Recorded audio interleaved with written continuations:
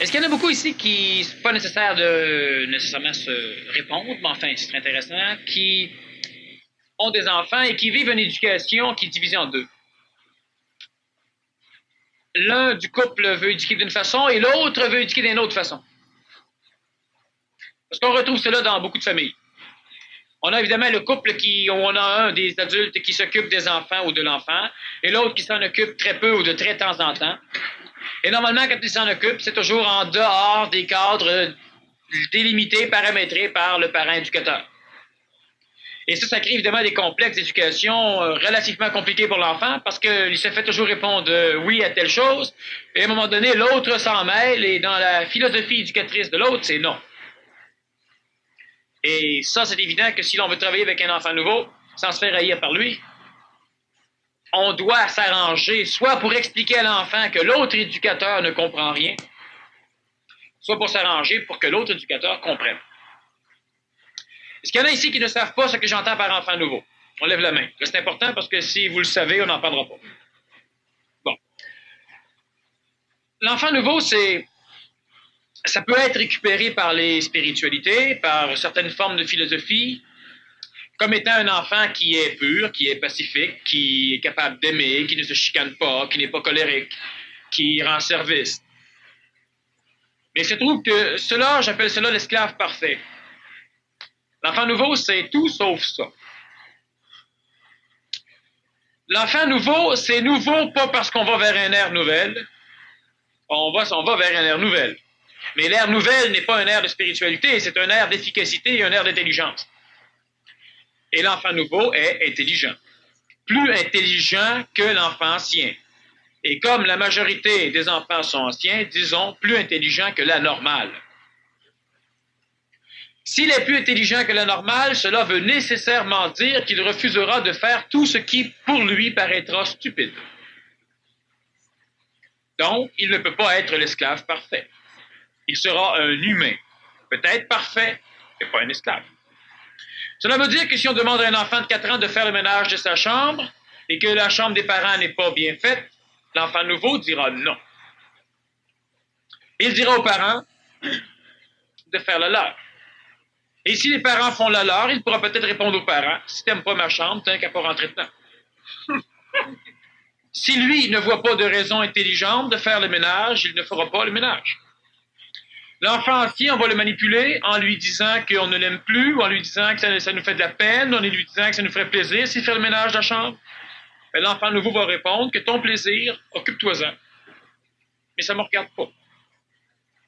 Il prendra les mots qu'il voudra, mais à un moment donné, on aura le feeling, l'impression émotive que l'enfant qu'on a est sans cœur.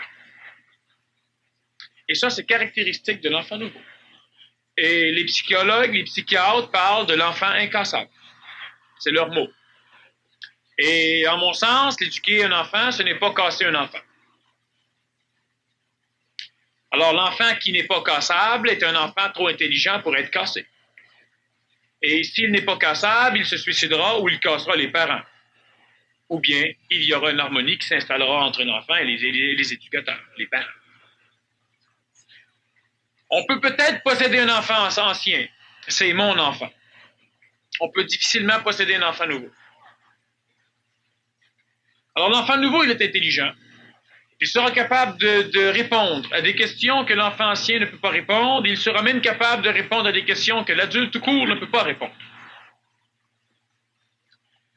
Il sera plutôt logique.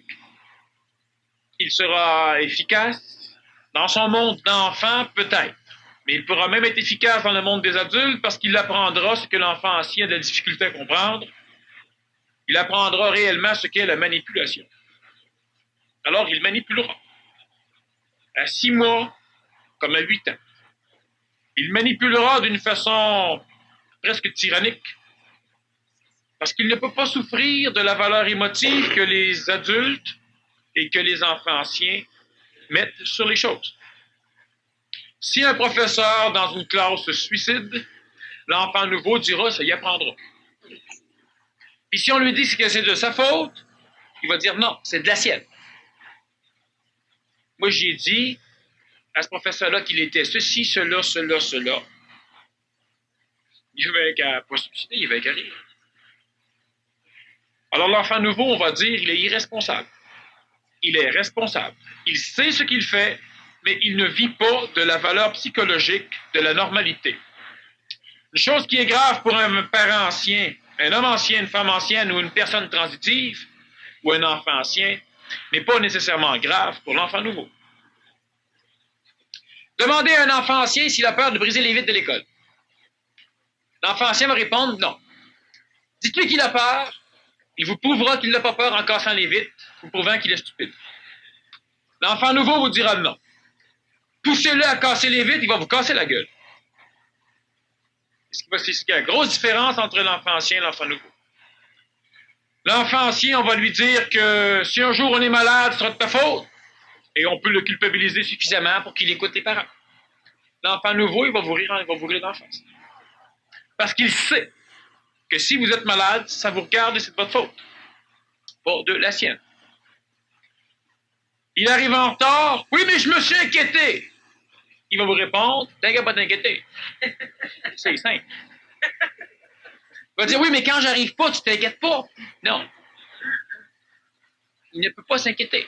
Sauf si on l'instruit et on le force à se déformer pour souffrir d'aimer, comme l'homme ancien souffre d'aimer. Alors, l'enfant nouveau ne s'ennuiera pas de ses parents, mais il les aime. Il n'obéira pas aux manipulations des parents, mais il les aime. Et si ses parents meurent, il ne pleurera peut-être même pas, mais il les aime. Il ne souffrira pas d'aimer. Ce que l'homme ancien fait, il souffre d'aimer. Alors, il peut aimer quelqu'un sans en être son esclave. Ce que l'homme ancien a de grandes difficultés à faire.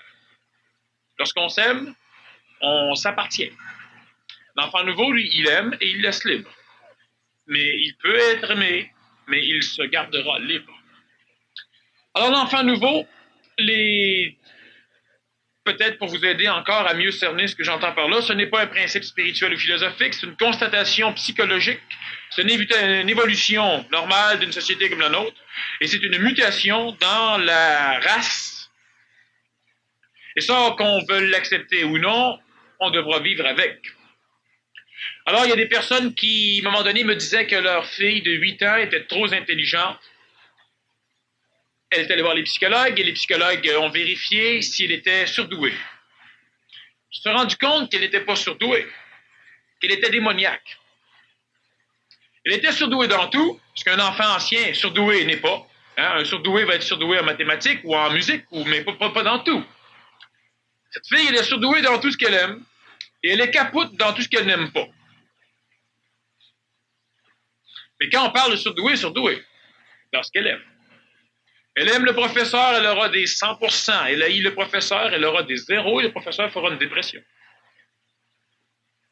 Alors, le psychologue a fait des tests pour se rendre compte que l'enfant était sans cœur, dangereusement mal élevé, traumatisant pour les adultes et pour son entourage, et il a suggéré de lui donner des médicaments qui calmeraient, qui la ralentiraient, qui la gèleraient, de façon à ce qu'elle puisse réintégrer sa classe. Et ça, on en a de plus en plus. Lorsque je lis un article sur les enfants incassables que la psychiatrie ne comprend pas, cela veut dire qu'effectivement, la science découvre l'enfant nouveau, mais elle le traduit comme l'enfant ancien. On veut comprendre l'enfant nouveau à partir du concept de l'enfant ancien. Et on ne peut pas. On ne peut pas. Alors, si vous avez un paquet de trucs qu'on va vous montrer un peu partout pour éduquer les enfants, sachez qu'avec l'enfant nouveau, ça va tout vous virer dessus. Vous allez en souffrir. Mais ça ne marchera pas. Alors, on a un enfant de 4, 5, 6 ans, à qui on demande d'aller nous chercher des cigarettes au magasin. Et l'enfant nous répond, c'est toi qui fume, va donc les chercher. L'enfant ancien ne ferait pas ça. Va te donner 50 cents. Pas de problème. Quand j'aurai fini, puis j'aurai rien à faire, puis ça me tenterait, j'irai. On ne peut pas acheter un enfant. Bon, il y en a qui se reconnaissent des choses, c'est intéressant, mais... Alors, qu'est-ce qu'il fait? L'enfant nouveau, il a un corps physique différent de l'enfant ancien, surtout au niveau du cerveau et au niveau du système endocrinien. Qu'est-ce que c'est que le système endocrinien? C'est un système d'hormones, de glandes hormonales qui sécrètent des hormones directement dans le sang Et quelques-unes sont reliées au système exocrinien, vont sécréter des choses à l'extérieur, comme les larmes, comme la transpiration. La grande majorité de l'émotion de l'homme est transmise, exprimée par son système endocrinien et exocrinien. Trop d'émotion, on va pleurer. C'est le système glandulaire. On va rire. Système endocrinien qui déclenche des réflexes. On va avoir une tachycardie, une accélération cardiaque, sécrétion de catécholamine, d'hormones surrénales, adrénaline, noradrénaline, etc.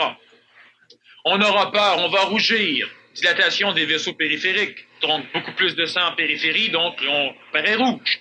On va devenir blanc comme un drap, vasoconstriction, donc les vaisseaux se serrent, il y a moins de sang, on devient blanc.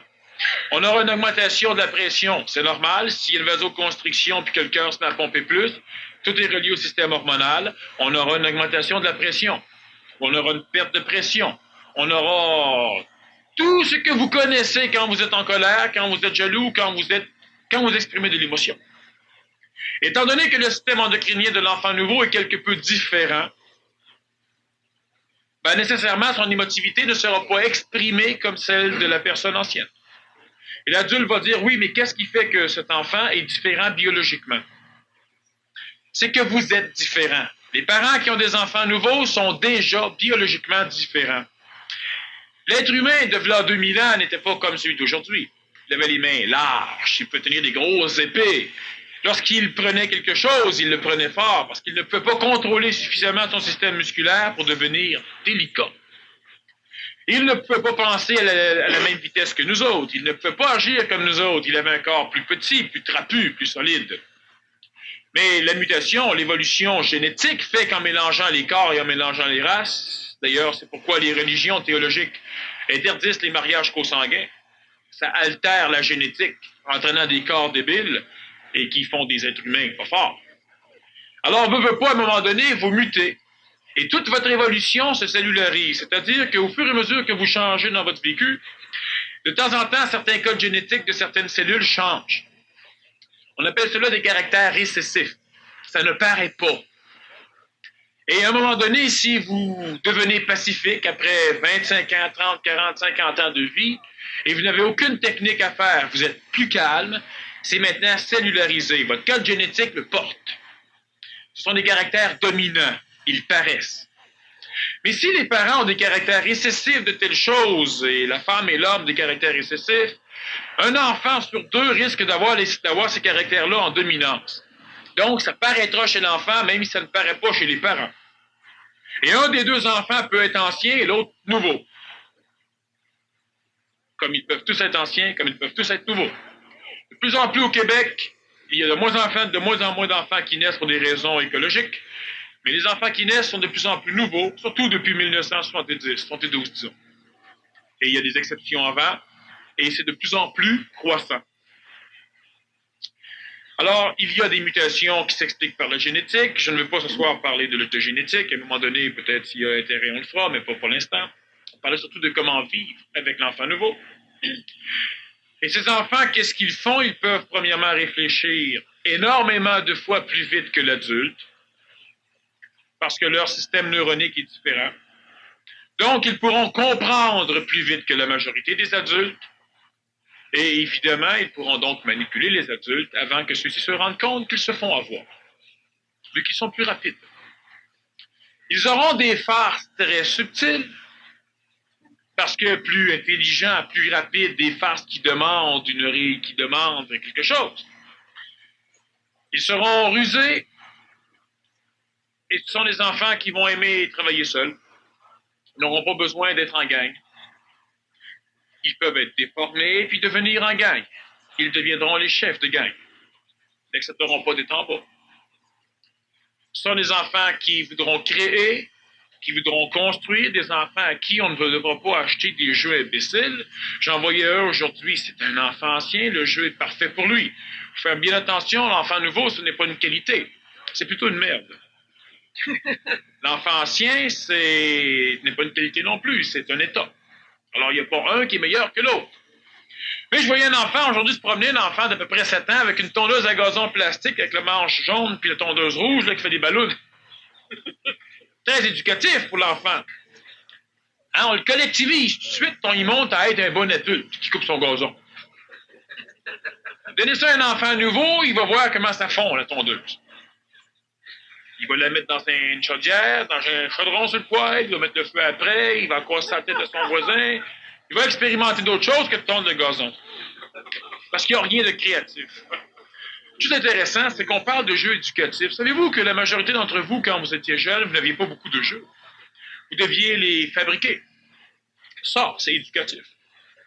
Mais si on vous donne des jeux toutes faites, qui sont un cadre, et on vous dit, ben oui, tu mets le cube là. Ben oui, mais il faut que l'enfant invente, imagine. Oui, dans les cadres du jeu. Mais jamais plus loin que le jeu. Alors, on lui interdit carrément de devenir intelligent. Et ça nuit. Mais l'enfant nouveau, lui, comme jeu, aura besoin d'un microscope, d'un ordinateur. Surtout d'ordinateur. À un moment donné. Dépendant de son âge. L'enfant ancien pense comme tous les enfants anciens pensent. Il est collectif, manipulable par l'éducation émotive, culpabilisable. Il aura peur. Il voudra faire plaisir. Il aura besoin d'être aimé. Et il cherchera aussi, à un moment donné, à aimer. Il vivra sa crise d'identification psychologique vers l'âge de 10, 11, 12, 13, 14, 15 ans. En même temps que sa puberté biologique. L'enfant nouveau, lui, pense comme aucun enfant ne pense. Il n'est pas stéréotypable, il est difficilement programmable, il ne veut pas se collectiviser, il vivra sa crise d'identité psychologique entre 3, 4, 5 et 6 ans. Et il aura sa crise, son identification, sa puberté entre 10 et 16 ans comme l'enfant ancien.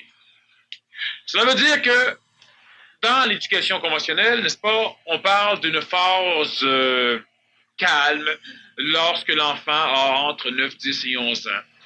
Une phase où l'enfant est gentil, fin, un peu la phase prépubertaire où apparemment il est correct. Chez l'enfant nouveau, à 7 ans, il peut carrément vous envoyer promener. Il saura dire non comme un adulte peut dire non. Il répondra non et vous aurez de la difficulté à soutenir son regard et son non. Ce qui normalement apparaît dans l'adolescence ancienne vers 14, 15, 16, 17 ans. On ne peut plus tenir tête.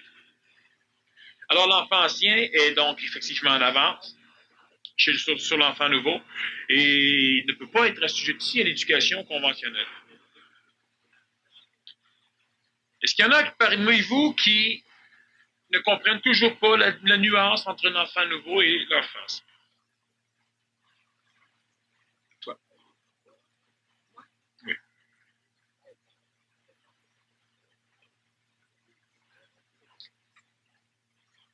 J'ai des difficultés à comprendre.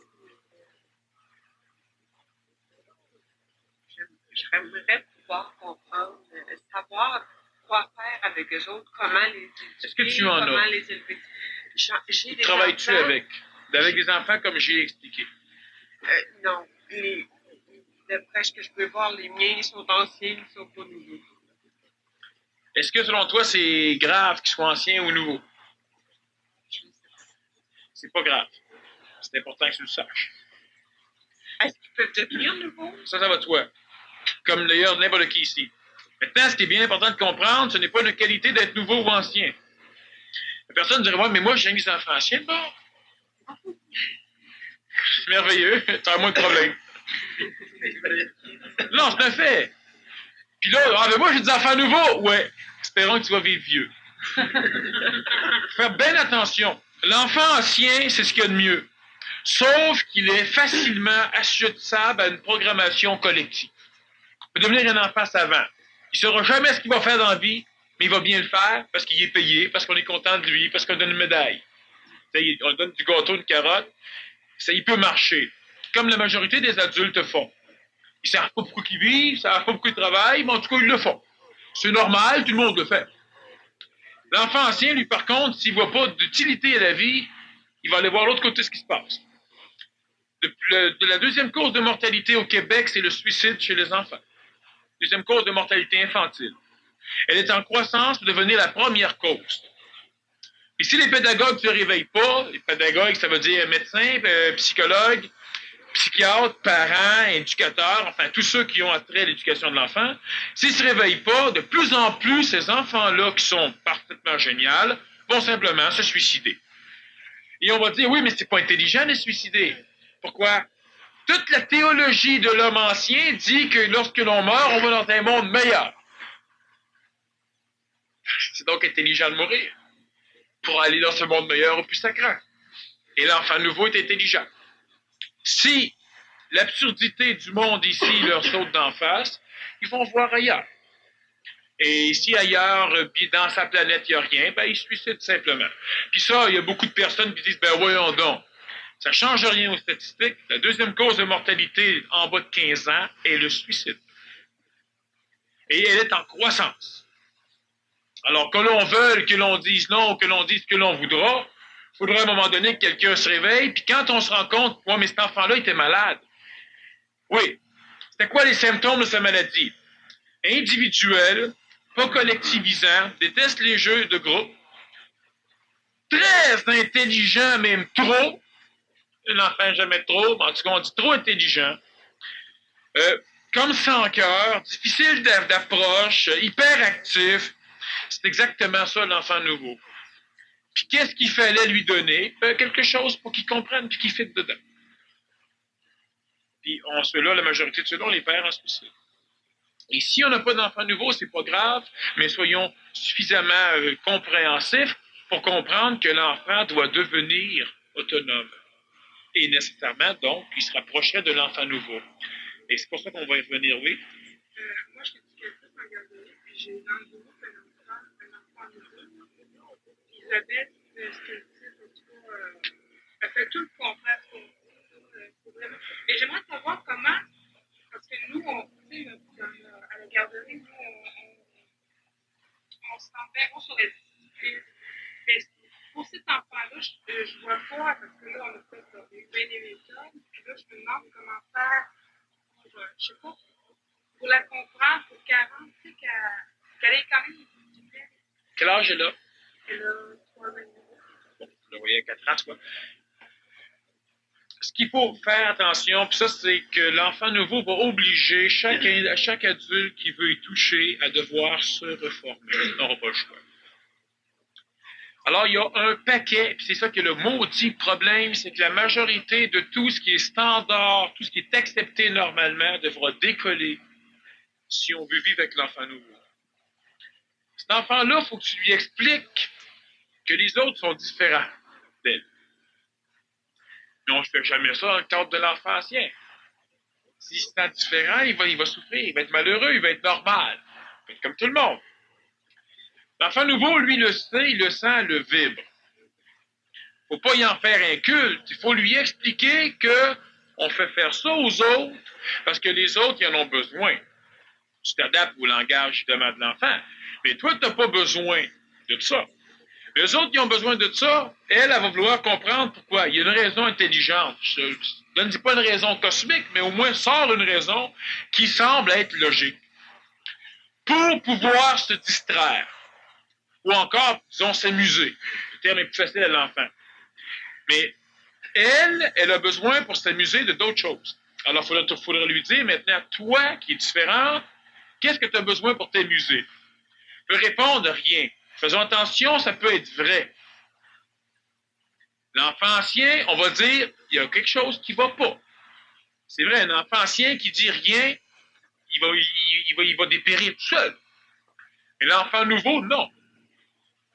Alors, tu peux lui dire, est-ce que tu aimerais que je parle avec toi? Elle peut répondre non.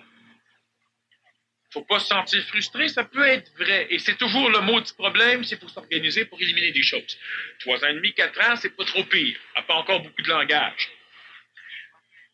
Sauf... Oui, elle n'a pas comme un adulte en a, mais elle peut en avoir plus que bien d'autres. Oui, puis que son langage, elle va manipuler. C'est pour ça que je te dis qu'il y a une chance qu'elle n'a pas trop de langage encore. Mais c'est évident qu'elle va en développer du langage parce que la parole, c'est par là que l'intelligence se développe. Fait que nécessairement, l'enfant nouveau va parler. Alors, il faut que tu arrives à en faire un ami. De quelle façon? Premièrement, d'instinct, l'enfant nouveau va voir que tu viens de changer de cap. Okay? Tu agis toujours d'une certaine façon, et à un moment donné, tu changes de cap. Ça ne trustera pas ça. Il a vu suffisamment d'individus changer de cap 2 semaines puis revenir dans leur cap traditionnel programmé, habituel. Il ne truste pas ça. Alors, il va falloir que tu changes de cap. Il va falloir que tu lui expliques bien des choses. Il va falloir répondre à toutes les questions. Mais il va falloir aussi devancer les questions. Alors, il faut être anégoïque. De dire à cet enfant-là que toi, tu es peut-être arriéré. Mais, puis elle, peut-être pas. Et la majorité des enfants nouveaux considèrent que tous ceux qui les entourent sont arriérés. Pourquoi? Ben pour la simple raison que, voyons donc, quelqu'un vient de voler une pomme, là, puis l'autre a gueule, puis crie. Tu sais, quelqu'un qui est intelligent va dire, il y a un problème. Oui, mais il fallait pas, il faut le montrer. Oui, mais c'est pas une raison d'être dans un état émotif où toute ta vie semble finie. Où toute ta journée va être sur le derrière. L'enfant nouveau, il trouve que tu es arriéré. Pour une pomme. La discipline, comme l'enfant nouveau comme l'enfant ancien, ont besoin absolument d'être paramétrés. OK? Pourquoi? Maintenant, les paramètres changent. Quand l'enfant pose une question, s'il n'y a pas de réponse à sa question, nécessairement, c'est l'ego qui pose la question. Puis comme il pose la question par rapport à des choses neuves, il ne connaît pas réponse, il va vivre de l'insécurité. Alors, en le paramétrant, ben, tu lui donnes des réponses, même si ces réponses-là sont fausses dans la réalité de l'adulte, peuvent être réelles dans la réalité de l'enfant. Okay? Tu donnes des réponses qui vont quand même le rassurer. C'est comme si tu lui dis, oui, mais ça, pose-toi pas ces questions-là tout de suite. Dans 2 mois ou plus tard, ça peut être suffisamment sécuritaire. Mais si on essaye toujours de vouloir répondre puis que nous-mêmes on est foqué, ben l'enfant, à un moment donné, finit par tout à fait insécure. Alors, la discipline, c'est quoi la discipline? C'est l'obligation, parce que n'importe quelle discipline, c'est un paramètre, une barrière qu'on place autour d'un individu pour l'empêcher de s'expandre. Alors, on peut mettre une discipline l'empêchant de réfléchir. On peut mettre une discipline l'empêchant de créer. On peut mettre une discipline l'empêchant d'agir ou l'empêchant d'avoir trop de fun. Une discipline, ben, quand tu dépasses tant de décibels de bruit, il faut que tu arrêtes. Donc, tu l'empêches de trop s'amuser. Créer, ben, s'il décide de faire une belle murale, tu l'empêches de le faire. C'est un cadre qui l'empêche donc de créer. On va dire, oui, mais c'est quand même écologique. Tu sais, si tout le monde se met à barbouiller ses murs de la garderie, même si c'est un cadre limitatif, ça peut être très écologique. Mais ça, pour que l'enfant nouveau l'accepte, pour qu'il comprenne c'est quoi l'écologie. Premièrement, cet enfant-là, si tu lui dis qu'il était normal, il va te dire, oui, mais pourquoi les autres, ils sont aussi cons? Et là, c'est ça qui est le problème, c'est que si on veut travailler avec un enfant nouveau, il faut maintenant lui expliquer qu'il y a effectivement une différence entre lui et les autres. Que les autres ne sont pas cons, mais ne peuvent pas comprendre ce qu'il comprend. Que les autres ont besoin de ça, mais qu'ils ne sont pas stupides. Parce que sinon, rapidement, l'enfant nouveau développe l'idée que tous les autres sont arriérés, caves, imbéciles. Quand ces mots vont pouvoir rentrer, c'est les mots qu'elle va employer.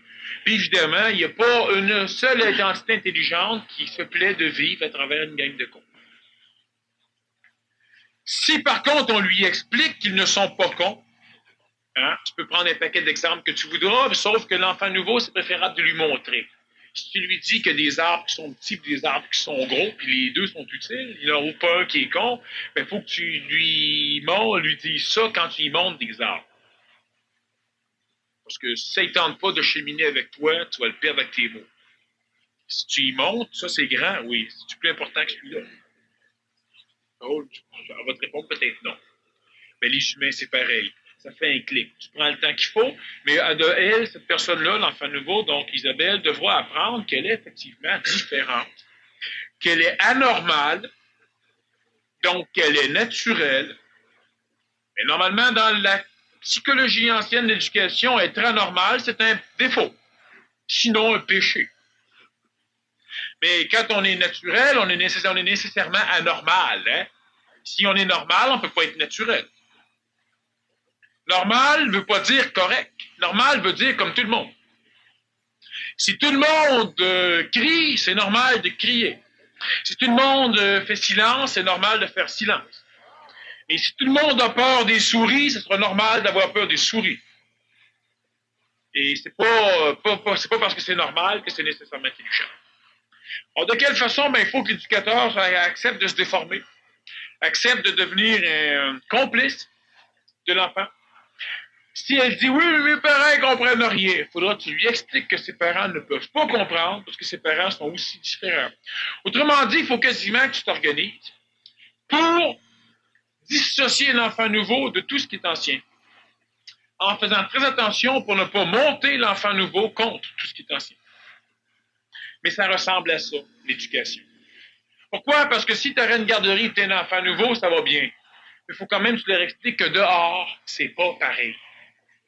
C'est le mot du gros problème. On veut être normal. Tu veux éduquer ton enfant à manger convenablement.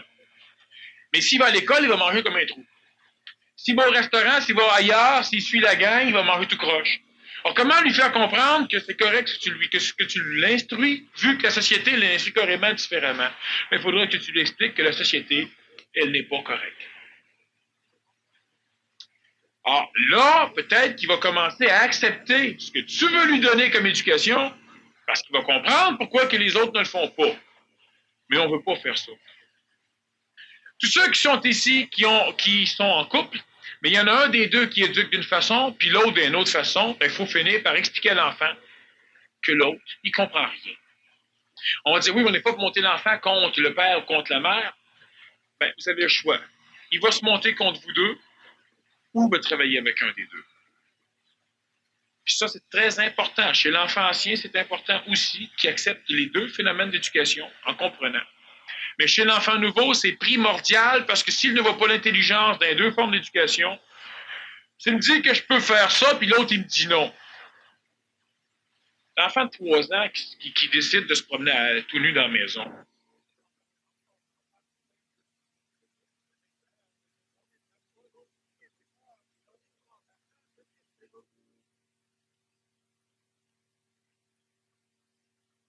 Une femme va rentrer, va s'habiller.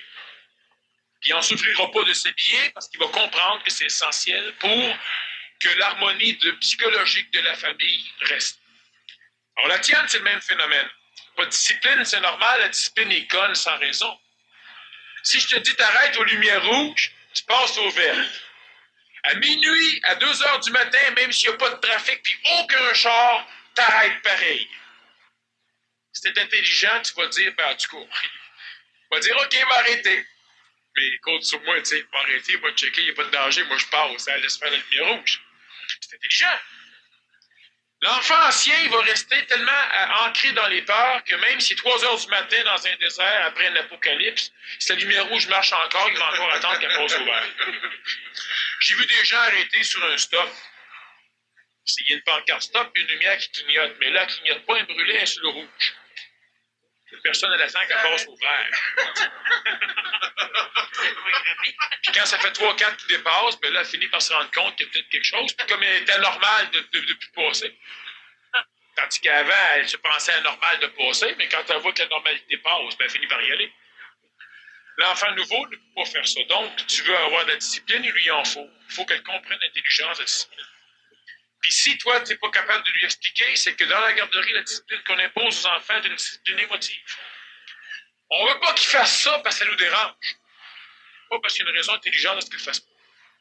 Et ça peut marcher avec l'enfant ancien. On peut éduquer l'enfant ancien avec une discipline émotive, qui peut être utile et intelligente. Mais si le parent ou l'éducateur ne comprend pas l'intelligence du pourquoi, tu sais, pourquoi je veux que tu manges avec les ustensiles? C'est quoi l'intelligence? Ben, trouve-en une, parce que ton enfant à nouveau, lui, s'il décide qu'il a goûté le métal en même temps qu'il goûte des aliments, il risque de fortement manger avec ses mains longtemps. Trouve une raison. Pourquoi il ne mange pas de cornet? Trouve une raison. Explique-lui. L'enfant nouveau doit être amené à comprendre immédiatement le plus jeune, le plus rapidement possible, les conditions qui permettent à la vie d'être. Ça veut dire quoi? Ça veut dire que c'est un fonceur. Montre-lui que la mort existe le plus rapidement possible.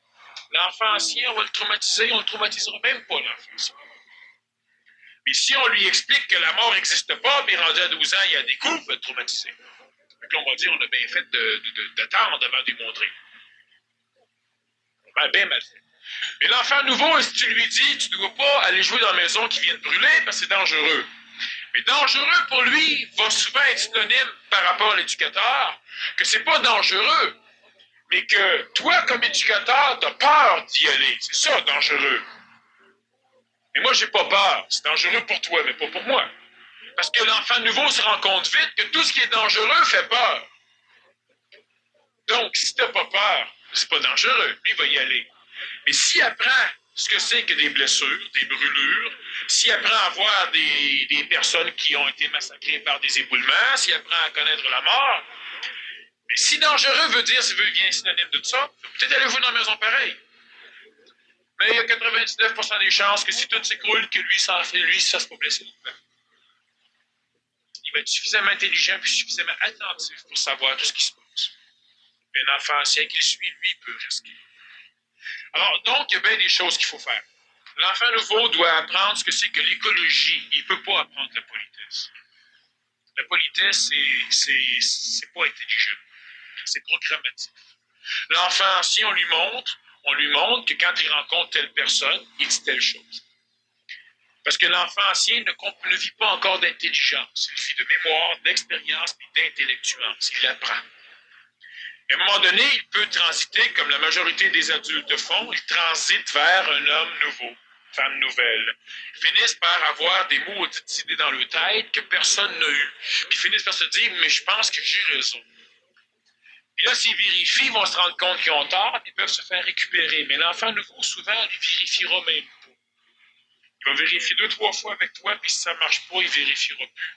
Parce que 3 fois que ça ne marche pas, tu essaies d'y changer ses idées. Il va sûrement pas. Alors, l'enfant ancien, on lui montre à être poli, c'est-à-dire qu'on lui montre à vivre en société. À ne pas marcher sur les pieds des autres, à ne pas toujours déranger tout le monde, c'est-à-dire qu'on lui montre qu'on vit dans un cadre écologique où chaque élément est important et qu'il y a une harmonie qui va exister quand l'évolution de tout le monde plaît à tout le monde. C'est ça, vivre en société. Mais l'enfant nouveau, lui, il rentre dans la société, puis là, quelqu'un veut faire une peinture, il fait une peinture, c'est de l'expression. Un autre, tu mets à chanter, c'est de l'expression. Lui, il décide de faire telle chose, ça frustre tout le monde. Alors, lui, il n'a pas le droit de s'exprimer. Lui, il n'a pas le droit de penser. Lui, il n'a pas le droit d'avoir des idées. Toi, tu aimes Jéhovah. Toi, tu aimes Yahvé. Lui, il trouve que c'est con. Les deux se mettent dessus pour le ramener quelque part. Alors, nécessairement, lui, on lui interdit quasiment toujours de tout faire. On lui dit, ben oui, mais sois normal. Ça, c'est assez pour qu'il suicide. C'est pionné, c'est impeccable. Alors, qu'est-ce qu'il faut faire? Ben, il faut lui montrer à être écologique. À 3 ans, 4 ans, c'est le temps. Il faut lui montrer c'est quoi être écologique. Ben, il faut vivre avec, pas avec la parole. Tu lui dis que moi, j'ai un règlement qui me dit de ne pas marcher là où tu te trouves. C'est une discipline. Parce que si je marche là où tu te trouves, je te boule, je te renverse à terre, je te fais mal, je te pile dessus. Puis, moi, ça ne me dérange pas de t'écraser. Mais toi, trouves-tu ça correct que je t'écrase? Tu vas dire non. C'est ça la discipline. Alors moi, je me discipline à devoir passer autour de toi. Puis quand toi, tu te promènes avec ton chariot, tu viens marcher dans mon terrain, c'est la même chose. Tu me renverses. Pas de la même façon. Le continue à jaser avec, amène-la. Puis à un moment donné, elle va comprendre c'est quoi la discipline, elle va comprendre c'est quoi l'écologie. Elle va dire, OK, dans un monde de cons, il faut que je fasse comme si j'étais con, comme ça tout le monde pense que je suis intelligent, vu que je suis con comme eux autres. Elle peut te dire ça. Tu lui réponds, c'est en plein ça. C'est ça. C'est relatif, tout est relatif, donc con ou intelligent, ou etc. Mais de son point de vue à elle, c'est en plein ça. Tu dis pas que c'est pas ça. Mais non, ils sont tous intelligents, mais c'est parce qu'ils ne comprennent pas. Elle va dire, mais c'est ça que je dis, ils sont cons. De son point de vue à elle. Si tu lui dis c'est en plein ça, OK. Elle va peut-être penser que tout le monde est con, mais elle va vivre disciplinée. À travers l'écologie des autres, elle nuira plus aux autres, elle ne souffrira pas d'être dans ce monde-là. Puis après ça, il faut que tu lui expliques qu'en observant les autres, tu vas découvrir ce que c'est que toi. Tu vas découvrir ce que c'est que l'humain, tu vas découvrir un paquet de choses. C'est très important, ces enfants-là, de commencer à vouloir parler de choses que normalement l'homme ancien n'ose pas parler. On parle de la mort, OK. Pourquoi la mort? Ah ben la mort, c'est quelque chose comme ça. L'enfant nouveau, c'est ton frère complice, là. Qu'est-ce que tu penses que c'est la mort? Il va t'expliquer des choses qui peuvent te bouleverser. Puis l'idée, c'est pas de toujours dire que c'est pas ça. C'est juste de leur poser des questions. Ils vont se répondre eux-mêmes en parlant. Expliquez-leur pas trop de choses. Posez-leur des questions. T'aimerais-tu ça que je te renverse la tête? Trouverais-tu ça intelligent? Dis pas que ce serait pas intelligent que tu la renverses, c'est ton point de vue. Fait que si elle trouve, si elle ne souffre pas de te renverser, elle ne te dérangera pas. Donc, vous dites demande si elle trouve ça intelligent de se faire renverser. Si elle dit non, elle va comprendre que toi non plus, tu ne trouves pas ça intelligent. Alors, il faut faire attention. Donc, elle ne fonctionnera pas par émotivité. Ce ne sera pas pour te faire plaisir qu'elle va te contourner. C'est parce que si elle voit l'intelligence de la chose, elle va te contourner. Si elle voit l'intelligence de ne pas écraser les fourmis, elle ne écrasera pas. Si elle ne voit pas l'intelligence, on va s'en fout. Oui. Comment on peut utiliser notre énergie la Terre? Parce que nous autres, on plein d'énergie. Qui viennent de la Non. Le problème qu'il y a, c'est que l'enfant nouveau n'est pas un têteux. L'enfant ancien est un têteux d'énergie. Pour ça, le mot têteux, c'est le mot le plus parfait, c'est un vampire. Sauf que c'est pas péjoratif. C'est pas un défaut. C'est normal. L'adulte aussi est têteux. C'est correct. On a fait une conférence dernièrement sur la sexualité de l'homme nouveau et la sexualité de l'évolution. Se nourrir des ondes de forme, se nourrir énergétiquement. Mais c'est la même chose. L'enfant ancien aura besoin d'affection. Il va venir se coller. Il vient têter de l'énergie. Un enfant trop colleux va finir par vous fatiguer, par vous épuiser. Normal, il prend de l'énergie. Un enfant qui a toujours les mêmes problèmes, qui vient broyer, qui vient se plaindre, comme un adulte, il vous tête en énergie. Ça fatigue, ça écœure, ça épuise. On ne peut plus répondre après ça. On finit par être tanné. L'enfant nouveau, lui, par contre, ne fait pas ça. L'enfant nouveau, il avance à son rythme, mais toi, tu essaies de le suivre. Et tu t'épuises à vouloir le suivre. Mais lui, il ne te tête pas. Il y a une affaire importante, c'est que quand un enfant nouveau découvre qu'un adulte répond et qu'un adulte veut devenir complice, il en profite, en sacre-bleu. Alors là, il faut lui expliquer encore une fois c'est quoi l'écologie. Quand est-ce que c'est suffisant? Quand est-ce que tu as besoin de repos? Puis s'il te répond n'importe quoi, si ça peut être intelligent et écologique dans la circonstance, on lui répond oui. Je vais vous donner un exemple. L'enfant nouveau va répondre, si je comprends bien, il faut qu'on te pose plus que 3 questions, que là, tu viens folle, tu capotes. Ben, tu réponds, effectivement, je capote. Puis quand je capote, toutes les réponses qui suivent, c'est des réponses qui valent rien. Fait que si tu veux avoir des réponses intelligentes, après 3 questions, laisse-moi en paix. Il va trouver que t'es folle, mais il ne t'achètera plus. Mais au fin fond de lui, après 2-3 jours, 2-3 semaines, il va savoir que tu es peut-être la plus brillante sur la planète. Il va apprendre à te respecter, pas à te craindre, à te respecter. Il va décider que tu mérites respect. Il n'aura pas appris à te respecter. L'enfant ancien, il faut le lui montrer. Il ne l'apprendra pas. Sauf si on le laisse dans un cadre un peu plus souffrant pour le parent, un peu plus souffrant pour l'enfant, puis il va finir par découvrir l'intelligence des choses, puis il va lui aussi apprendre de par lui-même. Même chose, tu sais, tu honoreras ton père et ta mère s'ils sont honorables, dirait l'enfant nouveau. Et c'est en plein ça. L'enfant ancien, on peut le lui expliquer. L'enfant nouveau, il va vous maudire si vous voulez le paramétrer. Tandis que si vous méritez d'être respecté, il va vous respecter. Et mériter d'être respecté, c'est quoi? C'est d'être capable de l'aimer intelligemment. Quand on aime intelligemment quelqu'un, on le respecte. Quand on le respecte, ça veut dire qu'on ne lui demande pas d'être ce que l'on veut pour qu'on puisse continuer à l'aimer. L'enfant nouveau, bon, c'est ton Isabelle. Elle décide 40, elle a des couches vertes. Punk. Des couches punk. C'est évident que ça frustre tout le monde. Puis le couche à cet âge-là, j'imagine, mais disons, ça va frustrer tout le monde. Puis la gang d'enfants anciens collectifs vont tous vouloir avoir des couches vertes aussi. Alors, tu vois, il faut être dans le vent. N'importe quel vent, mais dans le vent. Dans la collectivité. Sauf que si ça frustre les adultes et tous ceux-là, toi, si tu l'aimes, tu dis oui, mais moi je t'aime, tu sais, mais je t'aime bien plus quand tu as des couches blanches. Elle va comprendre que vous ne l'aimez pas, tu la respectes pas.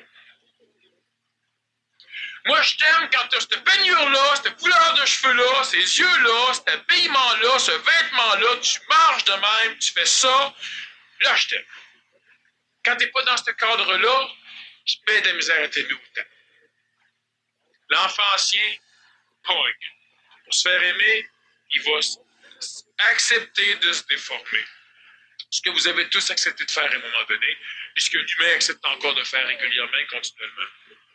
Pas perdre l'amour de ceux qui nous aiment, puis pas perdre non plus la possibilité d'aimer ceux qu'on aime. On souffre d'aimer. Tandis que l'enfant ancien, lui, s'il décide de changer carrément son apparence, il faudra simplement qu'on le remarque même. Parce que pour lui, c'est pas un drame, c'est naturel. Alors, s'il rentre avec ses couches vertes, avec ses couches vertes, on ne dit rien. On s'en rend pas compte. Alors, lentement, il va découvrir, premièrement, qu'il ne peut pas te manipuler par le choc. Et c'est ce que les enfants font. Manipulent les adultes par le choc. Il va bien voir que ça crée un effet chez autrui. Les enfants anciens, avec son transitif, qui vont jouer comme ça. Ils voient que ça crée des effets, mais pas sur toi. En partant, tu restes pas arriéré. En partant, si un jour l'enfant a des problèmes, il y aura l'impression que si tu en parles, vu que tu es la moins arriérée de la gang, il y a des chances que tu puisses l'aider.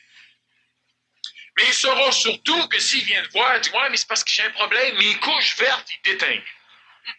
J'aimerais ça avoir des couches vertes, mais qui ne déteignent plus. » Tu vas dire, c'est pas genre le problème-là, moi, que je veux y aider. Ben, il faudra. Respecte-la. Laisse-la être ce qu'elle est. Et donne-lui les outils pour qu'elle le soit encore plus. Certains parents ou éducateurs vont dire, ouais, ben, ça va pas, ça. Ça veut dire qu'ils n'ont pas accepté. Ça veut dire qu'ils ne respectent pas. Puis l'enfant nouveau a besoin d'être respecté parce qu'il ne pourra pas respecter ceux qui ne le respectent pas. Il n'y a rien à faire. Ça, c'est très, très, très important. Puis on va dire de l'enfant ancien la même chose. Puis c'est presque vrai. Parce que vous savez que l'enfant ancien à la naissance, pas de grande différence de l'enfant nouveau. L'enfant nouveau est plus difficile à déformer que l'enfant ancien. L'enfant ancien est plus facilement déformable, collectivable. Sauf que même l'enfant ancien, s'il est éduqué de façon intelligente, c'est évident qu'il va devenir un enfant nouveau. Ça veut dire quoi? Ça veut dire que tu veux le faire garder, tu le laisses quelque part, si t'en vas 2 ans, tu reviens, il va te reconnaître, mais il sera pas ennuyé pendant. Vous allez dire, il m'aime pas, oui, il vous aime. Mais il ne souffre pas de vous aimer. Donc, c'est parfait. Oui. On ne peut pas refaire tous les parents, les professeurs, les médecins. Qu'est-ce qu'on fait avec ça? C'est justement tout à l'heure que j'expliquais. C'est qu'on ne peut pas les refaire, mais les enfants vont finir par les refaire, ben, les envoyer en dépression. Ces enfants-là. Qu'est-ce qu'on fait? C'est qu'il faut expliquer tout de suite à l'enfant qu'il y a beaucoup d'adultes et beaucoup d'enfants qui ne peuvent pas les comprendre, ou qui ne peuvent pas nous comprendre si on veut être complice avec eux autres, parce qu'ils ne vivent pas comme nous. Ça va créer une forme de racisme, pas émotif, donc un racisme qui n'est pas dangereux. C'est un peu comme le racisme entre le gars en santé et le gars malade. Le médecin, il va dire, toi, t'es malade. C'est une forme de racisme. Tu sais, l'autre, le malade, il répondra pas, oh, pis toi, je suppose, t'es parfait. Il répond pas ça. Parce qu'il accepte d'être malade, puis il accepte que l'autre soit en santé. Puis le médecin, si tu vas, le médecin va voir un patient, le patient dit non, je suis en santé. Qu'est-ce que le médecin va dire? Il va dire, si t'es en santé, c'est ça que ton camp. Quand tu seras malade, tu n'iras pas. Si l'enfant apprend que lui, il a quelque chose, puis que les autres sont différents, puis que les autres ne vivent pas dans le même monde que lui, même si on vit dans le même cadre écologique, c'est la même planète, mais il va comprendre, tu lui dis, il y a des adultes, des enfants, qui, eux autres, ont besoin d'avoir un patron. Ils ont besoin. Ils sont pas cons. C'est nécessaire qu'il y ait des humains qui aient besoin d'avoir un patron. C'est nécessaire qu'il y ait des humains qui aient besoin d'être patron. Alors tu dis à l'enfant, toi, tu as besoin d'être patron. C'est pas mieux d'être patron. Si tout le monde est patron, il n'y a plus rien qui fonctionne. Sauf que celui-là, il peut être patron, il manipule, il fait ci, il fait ça. Il va devenir un boss, de toute façon. Soit de gang, soit de ce que tu voudras, autant qu'il devienne un patron intelligent. Et c'est important donc de lui montrer le cadre, de lui expliquer qu'il y en a d'autres qui ne comprennent rien. Bon, moi j'ai ma fille. C'est un enfant nouveau. À l'école, évidemment, les professeurs ne la comprennent pas. Il n'y a rien à faire avec ça. C'est une vraie folie. Les professeurs, j'ai déjà rencontré un professeur. Je devais tous les rencontrer. Mais ils sont mis en gang, ils m'ont rencontré en gang. Ils ont pensé sauver du temps. Il y en avait par-dessus la tête. Il était autodidacte, ce qui est typique de l'enfant nouveau aussi. Il apprend tout seul. Fait qu'imaginez-vous, placé dans une classe, tout le monde n'apprend rien. Puis là, on lui dit qu'il faut qu'il apprenne.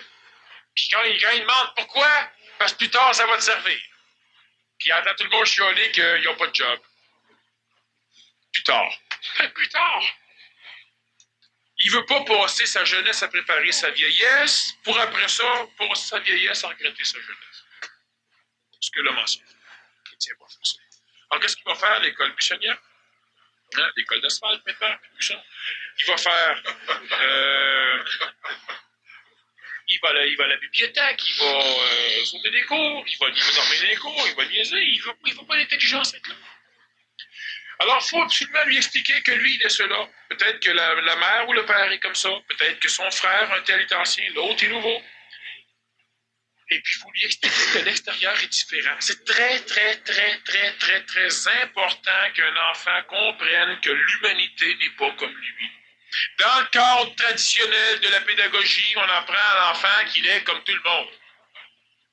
Qu'est-ce qu'un prof va dire quand un enfant lève la main et qu'il dit, à 8-9 ans, « Ouais, tu sais, la formule mathématique, là, c'est correct, mais je pense qu'on peut faire mieux. » Qu'est-ce que le prof répond? « Hey, t'es pas mieux qu'un autre, toi, OK? Rassis-toi. » Non, l'enfant nouveau, il sait qu'il est mieux qu'un autre. Mais si on lui a jamais dit, puis qu'on passe notre temps à lui répondre qu'il n'est pas mieux qu'un autre, qu'est-ce qu'il va faire à un moment donné? Il va fuir cette maudite planète-là. Faut pas. C'est les plus brillants. Alors, il faut qu'ils comprennent qu'effectivement, il est plus brillant, même que le prof, que le professeur, dans son évolution, lui, ne peut pas supporter. Le professeur, c'est un adulte ancien, qui est convaincu que l'intelligence dépend de l'âge, puis de la forme physique. Il ne peut pas comprendre autrement. Fait que lève pas ta main dans la classe pour dire au professeur qu'il a tort. Il ne peut pas le comprendre, il ne peut pas le supporter. Fait que l'élève va dire, ouais, mais je fais quoi, moi, dans cette maudite classe-là? C'est le problème. Mais on essaie de lui faire comprendre qu'il doit aller à l'école encore pour aller chercher un diplôme secondaire 5, parce que dans la société où ce qu'on est, sans diplôme secondaire 5, tu ne fais rien. Et puis, on peut lui expliquer, ça paraît bien bizarre, il y a bien des choses. Présentement, le problème, c'est qu'on a un enfant nouveau sur peut-être 15 enfants anciens. Donc, la société, tous les éducateurs quasiment sont anciens, pas tous, la majorité. Il y en a quelques-uns qui sont transitifs. Puis cet enfant nouveau-là, il faudrait quasiment qu'on lui dise, ben, va pas à l'école. Mais on fait quoi avec maintenant qu'il ne va pas à l'école? Il a besoin d'apprendre des choses. Il faut qu'il apprenne à écrire. Très important. Il faut qu'il apprenne à calculer, parce que tout son développement va se faire par la mathématique. Soit l'ordinateur, soit la logifération, soit l'intelligentiation, des choses comme ça. On devrait lui dire, va pas à l'école. La loi l'oblige à y aller, parce que la loi est collectivisante. Puis si on le garde à la maison, qui c'est qui l'instruit? On a des professeurs qui donnent des cours ici, qui enseignent à l'école, puis il y en a même une qui m'a dit à un moment donné, mais moi, n'importe quand, je serais prête à ce qu'on fasse une classe juste pour eux autres. Vu qu'un professeur, on pourrait avoir un permis du ministère. Parce qu'on a des médecins qui travaillent ici, etc. On aurait facilement la possibilité. Mais encore là, est-ce que il faut quasiment que tu aies un éducateur par enfant? Ça complique les choses. Sauf si les parents auraient été éduqués à devenir éducateurs. Ça solutionnerait toutes les choses. Hein? On devient parent, mais on n'a jamais eu de préparation. Franchement, on lit un livre qui nous explique qu'on doit faire ça dans tel cas. Tu sais, le livre s'adresse à 8 millions d'enfants sur la planète. Franchement. Il suffit qu'on ait une exception pour qu'on ne sache plus quoi faire avec. Là, on va voir un psychologue, lui, il part de Freud, il part d'un paquet d'autres en arrière, puis il est convaincu que l'enfant, il doit être comme ça. Fait que là, tu amènes un enfant qui ne cadre pas, il s'organise pour le déformer, pour le rentrer à sa ligne de tir, et te dire, maintenant, il est normal. Mais les enfants nouveaux ne peuvent pas vivre comme ça. On doit les droguer. La seule façon là, de calmer un enfant nouveau, c'est de le droguer. C'est ce qu'on fait régulièrement. Il y a beaucoup de parents qui viennent ici, puis leurs enfants sont suffisamment nouveaux. La preuve, il y a des enfants qui suivent des cours ici, au niveau éducatif, éducation physique. Puis ces enfants-là sont absolument géniaux, on n'a aucun problème avec, mais partout où ils vont, les professeurs n'en peuvent plus. Les pédagogues n'en peuvent plus, puis on les bourre de médicaments. Alors, il faut absolument les instruire que l'extérieur est différent. Le phénomène de l'enfant nouveau, il doit être compris par l'enfant. Il doit savoir qu'il n'est pas meilleur, qu'il est différent. Puis s'il dit, ouais, mais je suis quand même meilleur, dites-lui oui. Parce qu'il va être plus efficace. Oui, mais l'autre, là, tu sais, les peines d'amour, c'est-tu niaiseux? Ah, tu vas voir plus tard. Ben non, c'est pas ça qu'il faut dire. C'est vrai qu'une peine d'amour, c'est niaiseux. On serait mauditement mieux d'être en amour sans jamais avoir de peine. Alors, dis-tu pas que c'est normal? Tu dis qu'il a raison. Il a raison. De toute façon, d'être bien complice d'un enfant nouveau ou de n'importe quel enfant ancien qui transite, c'est que quand ils ont raison, c'est de leur dire qu'ils ont raison. Et plus souvent qu'autrement, l'adulte n'a pas trop d'orgueil. Je suis capable de dire qu'ils ont raison. Mais des fois, ils ont raison sacrément dans des points très, très obscurs de la conscience humaine, ou même dans des points religieux. Puis c'est dans ces points-là, de temps en temps, que là, on bloque. Que ce soit au niveau sexuel, que ce soit au niveau théologique, que ce soit au niveau de ce que l'on voudra. C'est l'enfant qui dit que qu'est-ce que tu es en train d'écrire? Tu écris un livre. Oh, je suis en train de réécrire la Bible. Ah, oh, lâche pas. Oui.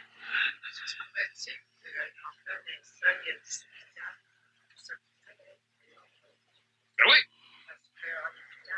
Il y en a qui ont 65 ans présentement qui ont été des enfants nouveaux. Qu'est-ce qui arrive? Moi, dernièrement, je suis moi, la société transite, des conditions. Donc, c'est fait un monde. Quasiment tous les enfants nouveaux qui sont mal organisés se font un monde ou se suicident. Là, je vois que l'autre a l'intérêt.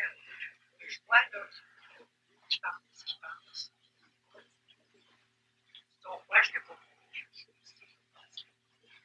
Parce que le problème de l'enfant nouveau, souvent, dans la phase actuelle de notre société, c'est qu'il voit plus clair que tout le monde, puis il n'est juste pas assez clair pour voir l'intelligence de toute la merde qui est sa planète.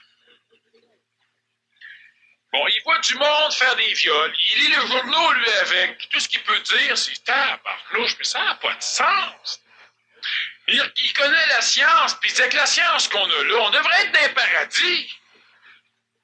Ça n'a pas de sens.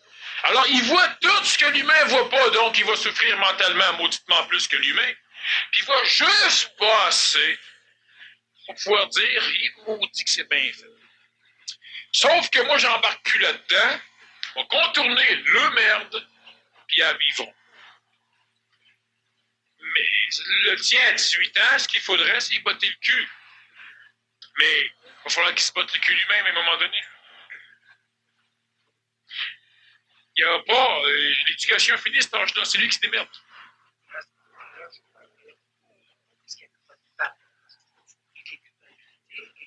Ah, c'est... Tu as fait ce que tu as pu faire. Donc, tu peux donc pas faire mieux. Tu as quelle culpabilité, n'importe quel enfant nouveau va te dire. Je suis coupé.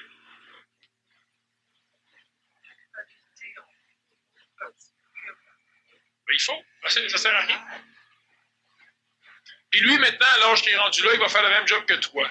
C'est ça, c'est son problème, il se démerdera. Il n'y a rien d'autre, rien. Mais il faut pas. Mais il faut pas.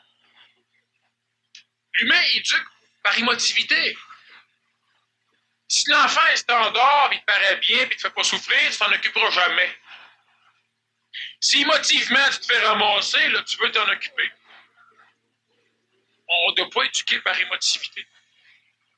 Quand l'enfant te dit « j'ai 14 ans et je déménage », tu dis « parfait ». Puis si tu as besoin d'aide, tu viens me voir. L'enfant va dire, compte là-dessus. Puis il s'en va. Ouais, mais ici, il arrive. S'il part à 16 ans, tout croche de travers, il va y arriver bien plus de choses s'il part à 14 ans, bien lucide, puis bien correct. S'il y a un problème, puis il sait que s'il vient te voir, tu n'essaieras pas de le ramasser. Il va venir te voir. Il va venir te voir sans jamais aucun problème. Pourquoi les enfants ne viennent pas voir les parents quand ils ont des gros problèmes? C'est parce que tout fait qu'ils viennent voir les parents essayent de les ramener dans leur chemin, eux autres. Ils ne veulent pas les laisser dans le chemin de l'enfant. Il n'y a pas de problème. L'enfant nouveau va survivre mieux que pas un seul adulte ici est arrivé à survivre. J'expliquais dernièrement qu'un enfant nouveau qui arrive à faire l'école missionnaire pendant 15 ans sans jamais se faire pincer, il a tout manqué ses cours, puis il a réussi à avoir des bonnes notes pareilles aux examens en trichant chez les autres. Inquiétez-vous pas. Il va devenir président ou patron d'une grosse compagnie plus tard. Oui, il a su travailler dans la vie, traverser toutes les barrières, il a su mener son jeu comme qu'il voulait le jouer. Il va arriver à faire ce qu'il va vouloir faire. Il n'y a pas de problème. L'enfant ancien qui suit l'enfant nouveau, lui, il va être sur l'assistance sociale le restant de ses jours. C'est pour ça qu'il y a deux formes d'éducation. Mais si c'est un enfant nouveau hyper brillant, il ne veut pas aller à l'école, qu'est-ce que tu veux faire? Tout est plate. Dépendant de l'âge, fournissez-lui un ordinateur. Vous allez voir que c'est pas long, on va commencer à s'atteler là-dessus.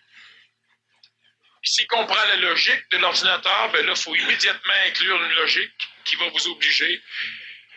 C'est bien important. Ou vous, pour bien vivre avec l'enfant nouveau, vous lui dites que vous êtes ancien, que vous n'êtes pas capable de tout faire tout de suite, mais que maintenant, grâce à lui, parce que lui il est là, vous voyez l'intelligence de bien des choses. Dites pas à un enfant que fumer, c'est pas bon pour un enfant. Dites-lui carrément que fumer, c'est pas bon pour un adulte, c'est pas bon pour un humain. Ça tue l'humain. Il va vous dire, pourquoi tu fumes, toi?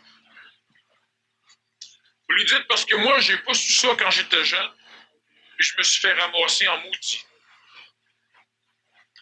Quand tu te mets à fumer, tu as besoin de continuer à fumer.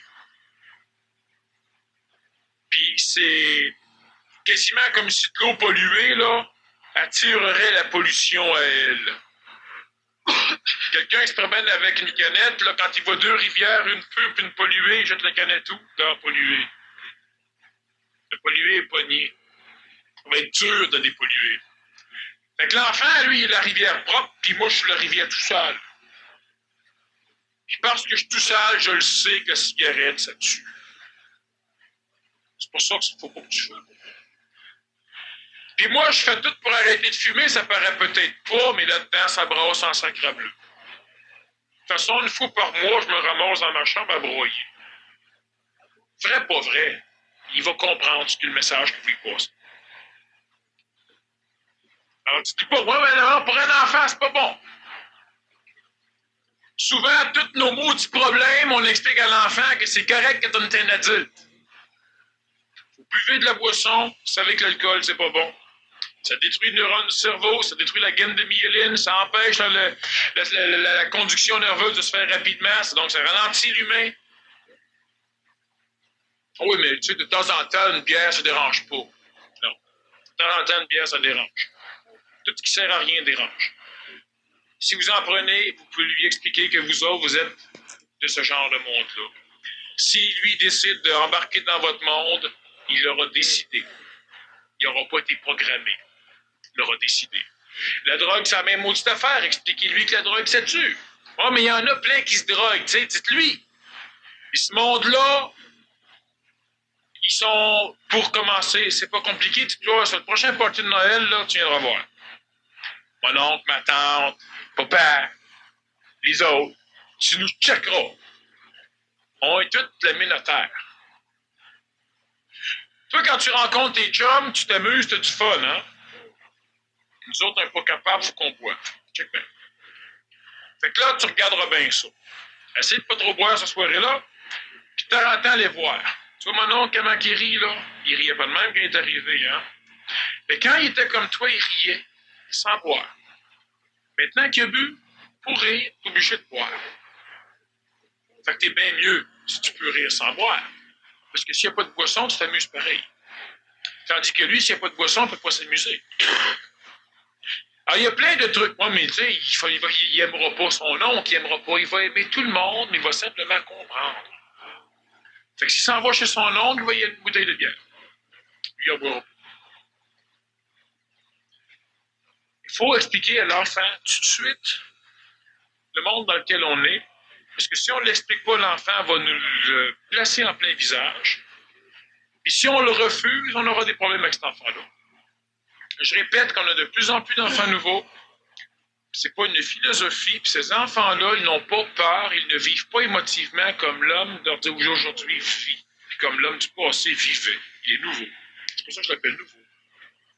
Ça veut dire que s'il ne trouve pas d'intelligence dans ce monde-ci, il va aller voir ailleurs. Ça, c'est officiel. Faisons la main ceux qui ne savent pas ce que j'entends par intelligence instantanée. Toutes les autres, vous avez suffisamment d'intelligence instantanée pour savoir ce que c'est? On l'a mémorisé. C'est la faculté qu'a l'humain de savoir une chose sans l'avoir expérimenté. Ça veut dire que si on demande à un enfant nouveau qui est suffisamment ajusté avec lui-même, dans quelle main nous tenons un objet, 100% des fois, il va vous dire dans laquelle vous le tenez. Alors, c'est effectivement traumatisant pour les adultes conventionnels, les adultes normaux.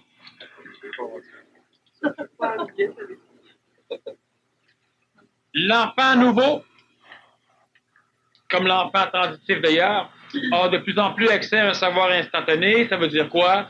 Ça veut dire qu'il pourra de plus en plus faire de choses qu'il n'aura pas appris parce que lui ne se posera pas la question. Quand il aura besoin de savoir une chose, il le saura, puis il l'appliquera. Alors, quand je dis qu'il n'aura pas besoin d'expérimenter les choses, c'est ça que ça veut dire. Ça veut dire que c'est pas nécessaire qu'il y aille pour le savoir.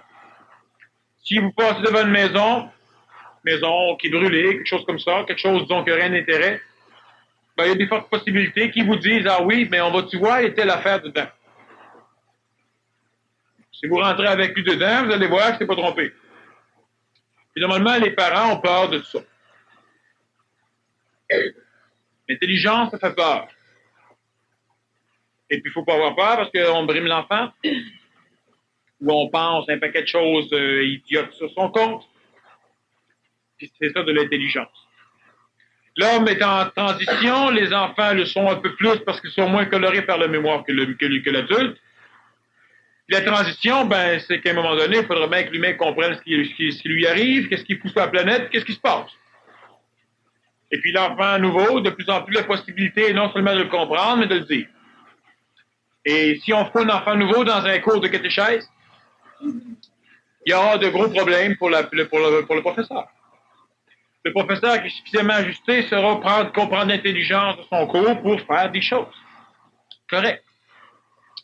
Surtout que dans la majorité des cas, quand on est dans un contexte théologique catholique, ben, le Nazaréen, c'est un enfant nouveau. Alors, je pense qu'au nom de celui-là, on ne peut pas maudire les autres. Quand lui est venu, ben, il a expliqué à tous ceux qui savaient que ceux qui savaient ne savaient rien. Il a changé bien des choses. L'enfant nouveau fait la même chose. Dans n'importe quel domaine. Or, il ne faut pas avoir peur. C'est parfait. On va répondre à ces questions-là. Et puis, au fur et à mesure, si vous en avez oralement, ben, vous posez vos questions. Oui. Comment s'organiser quand un enfant nouveau soigne aux cheveux avec ses grands-mères? Quel âge il a? 16 ans. Il serait temps qu'il apprenne à s'ajuster? À 16 ans, on peut presque considérer que l'éducation est terminée. D'ailleurs, pour un enfant nouveau, vers 12-13 ans, c'est presque terminé. 14 ans, on peut considérer que c'est terminé. Qu'est-ce que je veux dire par terminé? C'est qu'on ne peut plus les éduquer. On peut devenir des amis. Il faut s'arranger. De toute façon, il faut s'arranger pour être des amis avec les enfants depuis jeune âge. Un enfant nouveau, ce qui serait parfait pour lui, c'est qu'il appelle jamais ses parents maman ou papa. Qu'ils appellent par leur prénom. Puis lui, il a un prénom, puis on ne doit pas lui donner un surnom. On doit l'appeler par son prénom. C'est très important pour l'enfant nouveau parce qu'on le garde, on lui donne son individualité, puis lui, il accepte de respecter ses parents comme il est respecté. Ma fille, c'est ce qu'elle fait éventuellement. Elle m'appelle par mon nom. Elle a quel âge? 16 ans. La mère, ma mère, puis sa grand-mère. Tu n'as pas été éduqué comme ça, tu manques de politesse devant ta mère, tu ne devrais pas faire ci, tu ne devrais pas faire ça. Dans ce temps-là, il faut s'arranger pour éliminer l'un des deux partis. Pas le choix. Tu peux pas dire à un enfant qui a tort quand il a raison. C'est évident, parce que je fais l'arbitre comme c'est là. Ouais, ben dans ce temps-là, faut... 17-18 ans, là, avec la mère dans la maison, ça fait du bon injustice. Tu connais la réponse. C'est bien simple. Dommage, mais c'est comme ça. C'est pas le choix. Alors, vous gênez pas pour vos questions, pour interrompre, pour parler. Soyez au moins à la hauteur de vos enfants, hein, Torieux. Allez, va. Oui. Comment faire pour ne pas insécuriser un bébé lorsqu'on est en transition et insécure égoïquement? Bon, le bébé, il a quel âge? 6 mois? On est en transition. Ça veut dire quoi? Ça veut dire que l'humain qui est en transition est une personne de type ancien qui a des symptômes de type nouveau. C'est une personne qui doute, une personne qui cherche, une personne qui se trouve peut-être plus, une personne qui, à un moment donné, a l'impression d'être anormale ou d'être différent. Une personne qui peut souffrir de ça, une personne qui peut finir par accepter d'être anormale puis de se foutre d'être anormale. Une personne qui peut, en tout cas, la transition, c'est une personne qui a des symptômes de l'homme nouveau, des symptômes de l'homme ancien. Évidemment, l'enfant, à l'intérieur de ça, vit un cadre assez intéressant, c'est-à-dire que quand la mère est ancienne, elle vient lui donner des informations anciennes, quand elle est nouvelle, elle vient lui donner des informations nouvelles. Puis l'enfant, à travers tout ça, ben, il ne sait plus pas à tout s'il y a une mère ou deux. C'est effectivement très traumatisant pour l'enfant. Alors, de quelle façon, ben, faut s'arranger pour, et c'est facile à dire, s'arranger pour toujours être le plus nouveau possible face à l'enfant quand on approche de l'enfant. L'enfant broye, il faut qu'on apprenne à diagnostiquer, à déterminer, à décoder ses pleurs. Il broye pour téter de l'énergie ou il broye pour téter du lait? Est-ce qu'il broye parce que dans sa psychologie, il souffre ou s'il pleure parce que physiquement, il perçoit des symptômes? Il est mouillé, il a mal quelque part, il a faim. Puis la personne, l'éducateur, doit nécessairement répondre à l'enfant exclusivement quand l'enfant a des besoins physiques, pas quand l'enfant a des besoins psychologiques. Ça veut dire quoi? Ça veut dire que l'enfant a besoin des parents. Il broye. Oui, elle est pas. Il broye plus fort. Oui, elle est pas. Ça veut dire, il va finir par être traumatisé. Allez-y pas. Il va arrêter de broyer. Broyons pas éternellement. Il va commencer à s'occuper de lui-même. Là, c'est le temps d'y aller. Or, l'enfant va décoder que s'il va avoir la mère ou le père, mais c'est quand il rit qu'ils viennent, pas quand il broye. Lentement, on programme l'enfant à être un enfant heureux, plutôt qu'un enfant malheureux, qui broye toujours pour rien. Ben, il broye pas pour rien, il broye pour avoir. On va dire, oui, mais demande les dons. Pas appris à le demander.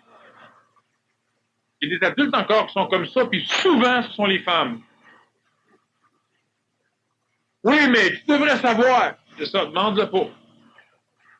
L'enfant est souvent comme ça. Il broye. La bonne femme, elle a rien qu'à décider ce qu'elle a besoin de trouver. Elle devrait savoir, c'est la mère. Je veux un cornet. Quelle sorte? Ah, tu le sais! Achetez-lui ce qu'il y a de pire. La prochaine fois, il va vous dire à quoi. Il va aller se chercher lui-même. C'est très important d'éduquer l'enfant à être indépendant. Il ne va pas toujours être pogné. Alors l'enfant, il broye. Si l'enfant, il rit, on va le voir, il apprend à parler, il apprend à communiquer, c'est important. Alors la mère, qui est en transition, à un moment donné, elle s'ennuie de son enfant, elle saute d'un bras, elle colle, elle nourrit d'émotions. Puis elle instruit l'enfant à avoir besoin. La journée qu'elle est transitive, qui est plutôt nouvelle, l'enfant, il braille, là, il en a besoin. Là, elle va pas y en donner. C'est évidemment très insécure pour l'enfant, il comprend plus ce qui lui arrive. Alors, essayez de vous brancher. Restez ancien face à l'enfant ou restez nouveau face à l'enfant.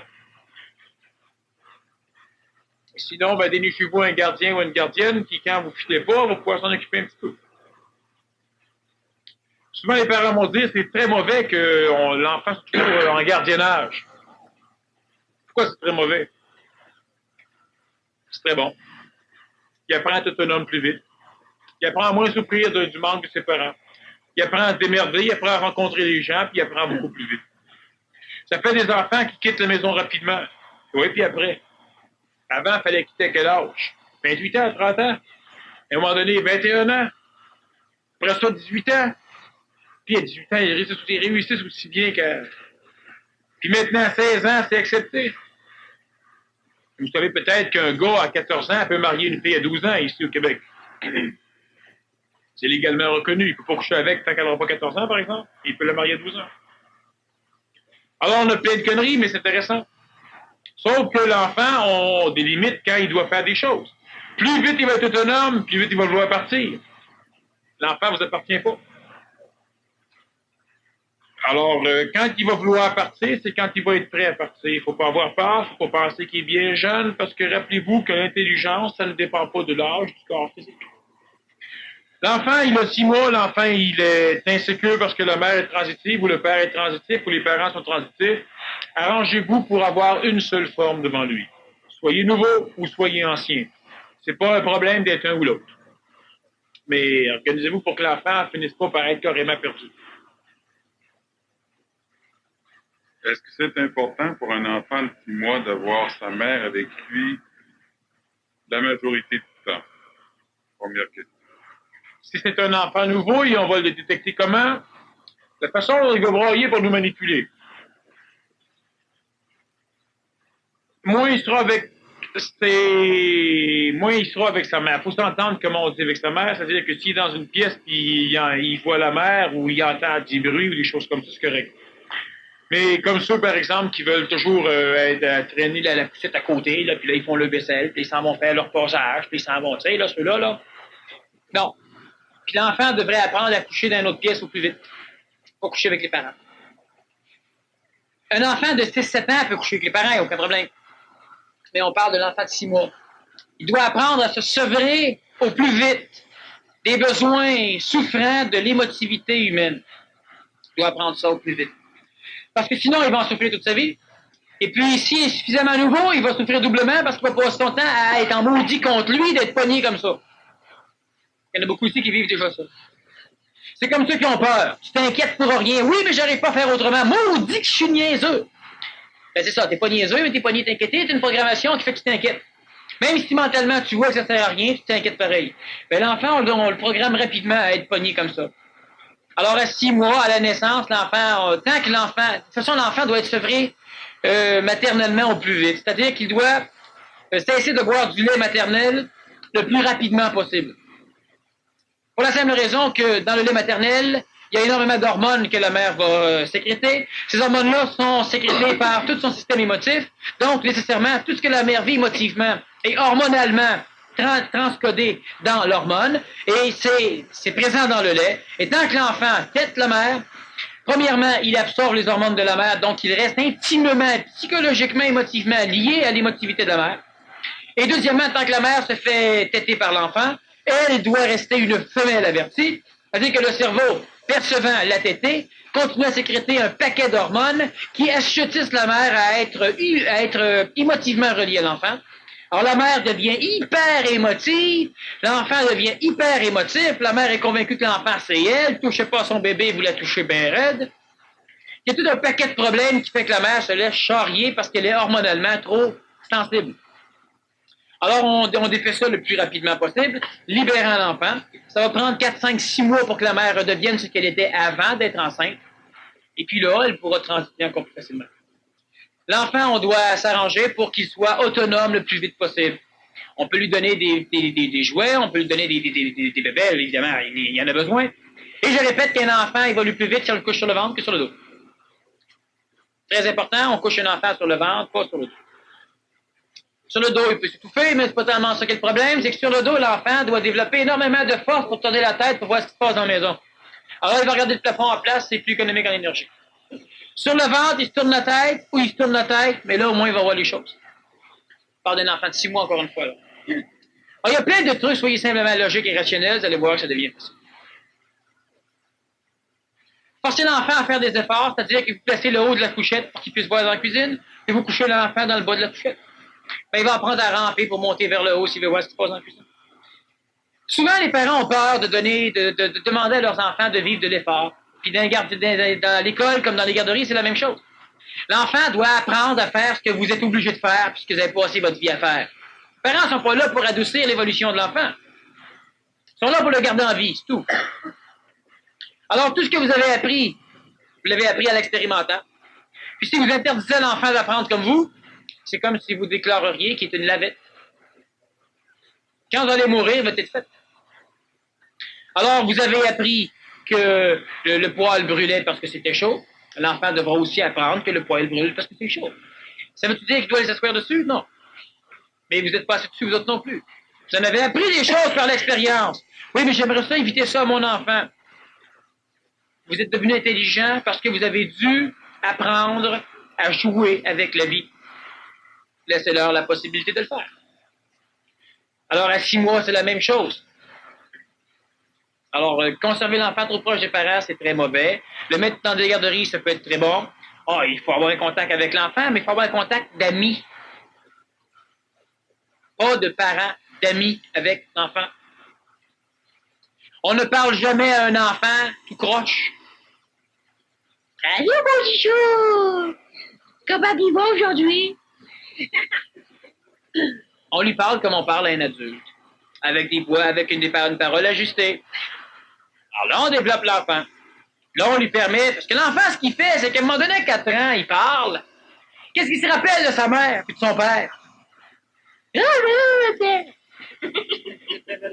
Hein? Il peut bien penser qu'ils sont arriérés. C'est intéressant de penser qu'il y a un bonhomme qui a éduqué 5 chiens. Ces chiens, il les faisait rentrer dans la maison, ces chiens mangeaient à table avec lui, ces chiens, il leur parlait. Ces chiens, il leur montrait des choses. Ils s'assoyaient, les chiens venaient, il leur montrait des encyclopédies, il leur montrait des photos à ces chiens-là, des bergers allemands. À un moment donné, ils étaient connus un petit peu, des dresseurs de chiens. Et puis on a fait un film, on lui a demandé s'il ne pourrait pas prêter 2 de ses chiens. Il n'y a pas de problème, je peux prêter celui-là puis celui-là. Et puis dans le film, à un moment donné, il y avait un bébé qui était dans une maison en feu. Le chien devait rentrer dans la maison, ramasser le bébé et sortir avec le bébé. Jusqu'à date, chaque fois que ça avait été fait avec un animal, le bébé était une poupée. Là, ils se sont permis de le faire avec ce chien-là parce qu'ils savaient que le chien ne paniquerait pas.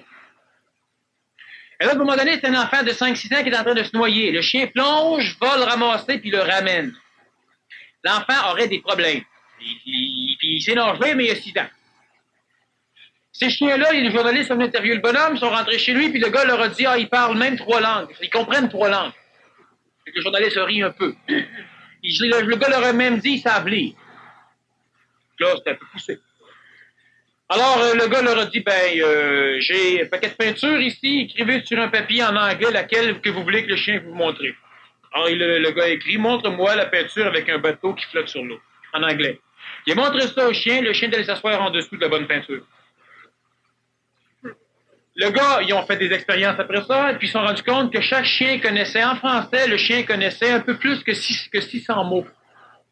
Un adulte ordinaire en connaît normalement 350 pour fonctionner. Ils connaissaient l'allemand, l'anglais et le français, ces chiens. C'est les chiens, ça. Son secret, j'ai les traite comme des adultes, comme des humains. C'est des chiens. Traitez un enfant comme un humain, puis comme un adulte, puis vous verrez ce que vous allez pouvoir en faire. Ça va être génial. Vous n'aurez plus besoin d'aller voir le psychologue. Vous allez voir vos enfants, puis vous leur parlez, puis ils vont tout vous expliquer. Alors, c'est très important de s'arranger pour qu'un enfant soit traité comme un adulte. Il n'y a pas de monde d'enfants. Il n'y en a pas. Le seul monde d'enfants intelligents, c'est un monde logique matériel. Donnez-leur des chaises qui leur conviennent, des tables qui leur conviennent, des outils qui leur conviennent. Mais il ne faut pas créer un monde psychologique de l'enfant, où un jour ils devront sortir, gorochés par leur puberté, se ramasser dans un monde effroyable, le monde de l'adulte, où tout ce qu'ils ont appris est faux, où tout ce pourquoi ils ont été préparés devient illusoire et faux, il n'y a plus rien. Ça, c'est bien l'important. L'enfant, il a 3 ans, il doit apprendre à échanger énergétiquement. Il veut ça, il n'en a pas besoin, il devra l'acheter. Il va rendre service, on va y rendre service, il veut ça, on devra échanger. C'est pas chien. Le monde de l'adulte fonctionne comme ça. Plus vite il va apprendre à être gagnant là-dedans, mieux ça va être pour lui plus tard. Toute éducation ancienne est basée sur l'idée que l'enfant doit vivre dans son monde psychologique. Dernièrement, il y a une personne qui disait « Oui, mais aujourd'hui, ils n'ont même plus le temps de vivre leur enfance. » Ben voyons donc! Il y en a parmi vous qui avaient commencé à travailler à l'âge de 12 ans. Aujourd'hui, ils ne travaillent même pas à 20 ans. Il y a à vivre leur enfance, il y a à vivre tout le long de leur jeune adulte.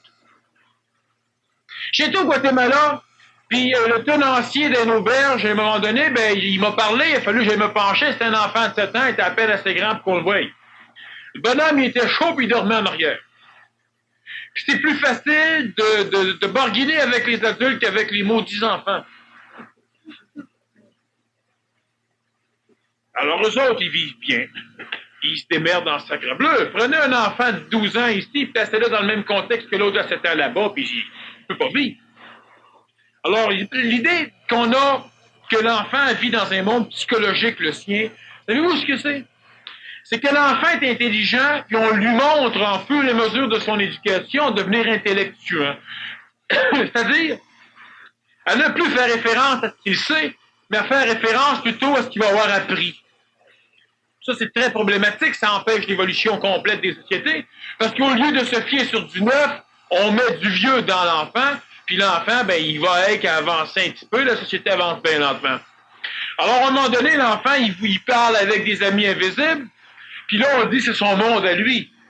C'est le monde. C'est l'adulte qui vit dans son monde à lui. L'enfant, il vit dans la réalité. L'enfant, il va voir quelqu'un mourir, ça ne le touche pas. Dans son monde à lui, ça ne le dérange pas. Dans la réalité cosmique, ça ne dérange pas. Dans le monde de l'adulte, ça dérange. Pas dans le monde de l'enfant. Alors, l'enfant, il est dans le monde. C'est sûr que si il veut boire un abreuvoir dans un parc, c'est intéressant que l'abreuvoir soit à sa hauteur. Mécaniquement, matériellement, on ajuste le monde. Mais l'enfant doit être considéré comme un adulte dès sa naissance. Ajusté. Il y a des mots qu'il ne comprend pas, c'est comme s'il parlerait une autre langue, alors on lui montre. Mais pas penser que l'enfant vit dans un monde d'enfant. L'adulte vit dans un monde d'illusion. L'enfant vit dans la réalité. Il est capable d'aimer puis il ne souffre pas. Ah, mais il va finir par apprendre les souffrances de l'amour. Brillant. Quand il va rentrer dans le monde de l'adulte, il va apprendre qu'aimer, il faut souffrir. Que c'est normal de chicaner quand on s'aime. Que dans un couple, les chicanes, c'est normal. Ça prouve la santé du couple. C'est pas un enfant nouveau qui va trouver ça brillant. Alors, il y a plein de trucs dans le genre. Fait que l'enfant, ben, plus vite il se sépare du contexte émotif, du besoin affectif, mieux c'est. Il va devenir un ami. Vous savez que l'amitié, c'est bien plus proche de l'amour intelligent que l'amour comme on connaît. L'amour psychologique. Un ami, vous le respectez. Celui avec qui vous vivez, vous le respectez pas. Votre ami décide de changer, ah ben, c'est correct. Votre chum, votre blonde, votre mari, votre femme décide de changer. Oh, wow, un instant. S'il pense que, ça pense que. Mais quand c'est un ami, on le respecte. Faites de vos enfants des amis. Question suivante. Qu'y a-t-il de particulier entre la mère et l'enfant à cet âge de 6 mois? Système hormonal, tout à l'heure, je vous expliquais. L'enfant, bon, on rentre dans... Faut bien comprendre, faut, disons, sortir un peu de la psychologie moderne qui comprend rien. Ben, qui comprend ce que l'enfant était, il y a 30 ans. Premièrement, biologiquement, les médecins maintenant sont d'accord pour dire qu'effectivement, le système hormonal est suffisamment est le grand véhicule, le médiateur, l'exprimateur du phénomène émotif. Lorsque la mère a l'enfant dans le ventre, théologiquement, l'intuition théologique depuis longtemps dit que du moment que l'enfant commence, que le fœtus est dans le ventre de la mère, il vit les émotions de la mère. La psychologie a fini par accréditer dernièrement qu'effectivement, si la mère vit des traumatismes émotifs, l'enfant qui va naître risquera d'être déjà altéré par ça. Pourquoi? Parce que la mère vit cela, elle l'induit dans son système hormonal, l'hormone est transportée par le sang, le fœtus se nourrit directement du sang de la mère, ce qui fait que si la mère vit trop d'émotions, bonne ou mauvaise, ça équivaut à transfuser directement dans le fœtus des hormones. C'est exactement comme si on prendrait une seringue, on bourrerait ça d'hormones, puis on vous en donnerait plein. Mais vous allez avoir physiologiquement les mêmes symptômes que différentes émotions. Et vous risquez fortement, en voyant ça, d'engendrer la correspondance au niveau de votre psychologie, donc de vivre émotivement ce que votre corps vit. Alors, tant qu'on nourrit l'enfant émotivement, la mère, elle, recrée dans l'enfant et le même processus psychologique émotif que chez elle. Ça fait que nécessairement, elle se retrouve dans l'enfant. Elle a réellement l'impression, mais ce n'est pas une impression dans la réalité des choses, c'est vrai.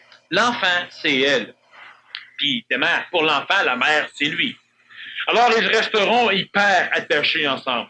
Il va devoir y avoir un sevrage hormonal, et pendant ce sevrage, pourquoi je dis que la mère doit s'occuper de l'enfant d'une façon logique, intelligente, le traiter en ami, et pas trop se servir de l'enfant pour le téter émotivement. Ça, il y a beaucoup de mères qui font ça, c'est qu'ils prennent l'enfant et qu'ils l'aiment bien. Tu sais, mais ils se foutent de l'enfant, ils le têtent, ils ont besoin pour eux. Ils aiment l'enfant pour eux, ils mettent des enfants au monde pour le jouer dans les cheveux, pour pouvoir s'en occuper. C'est le gros problème. On se balance de l'enfant, on vient téter l'enfant, le besoin. Faut faire attention pour ne pas se servir des enfants comme des poupées. Parce que une fois que l'enfant hormonalement a été éliminé, c'est-à-dire qu'il a réussi à éliminer les hormones de sa mère, il devient un peu plus lui. Si émotivement on est trop collé dessus, ben on oblige vibratoirement à recréer ces mêmes hormones, puis l'enfant finit par se créer un ego qui sera constitué de ces mémoires-là, et il aura donc nécessairement besoin de la mère. Un besoin émotif qui peut être problématique plus tard. Alors pourquoi la mère est si assujettie à l'enfant, si attachée? C'est par le fait que hormonalement, l'enfant présentement est le constituant de la mère, surtout. Le père un peu, mais vu que c'est le sang de la mère qui nourrit l'enfant pendant 9 mois, ben nécessairement, hormonalement, l'enfant est déjà amiquement, psychologiquement constitué de ce que la mère lui aura transmis, donc nécessairement, la mère se retrouve dedans. Quand je dis que la mère et le père, d'ailleurs, se réincarnent de leur vivant dans l'enfant, ben c'est exactement ça que ça veut dire. Si on regarde l'intuition théologique, par exemple, les témoins de Jéhovah qui disent qu'on ne doit pas faire de transfusion sanguine parce qu'on transfuse l'âme. L'âme, c'est le principe où va se vivre l'émotion, c'est la psychologie. Ben effectivement, dans la psychologie manipule le corps par une partie du cerveau et se transmet par le système hormonal. Transfuser du sang, c'est transfuser les hormones. Donc, nécessairement, on ne transfuse pas l'âme, on transfuse ce qu'elle a imprimé. Alors, la personne qui reçoit le sang va être un peu comme l'autre. Oui, mais pendant 2 semaines. Le temps que le corps élimine tout ça, puis le corps va être vivant. Transmission d'organes, c'est pareil. Alors, c'est donc ce genre de choses qu'il faut comprendre. Pourquoi que la mère reste pognée avec l'enfant pendant un bout de temps au niveau émotif. Qu'arrive-t-il à un enfant de 6 mois dont la mère sort beaucoup avec et sans l'enfant et qu'elle n'a pas créé de routine pour ses repas, son sommeil, ses sorties? L'enfant a rencontré un nombre important de personnes depuis ses premiers jours. Sera-t-il nécessairement insécure? Il ne sera pas insécure, même loin de là. Par contre, c'est important que du moment que l'enfant va être capable d'écouter et de parler, donc de comprendre certaines choses, de lui expliquer que vous avez fait ça.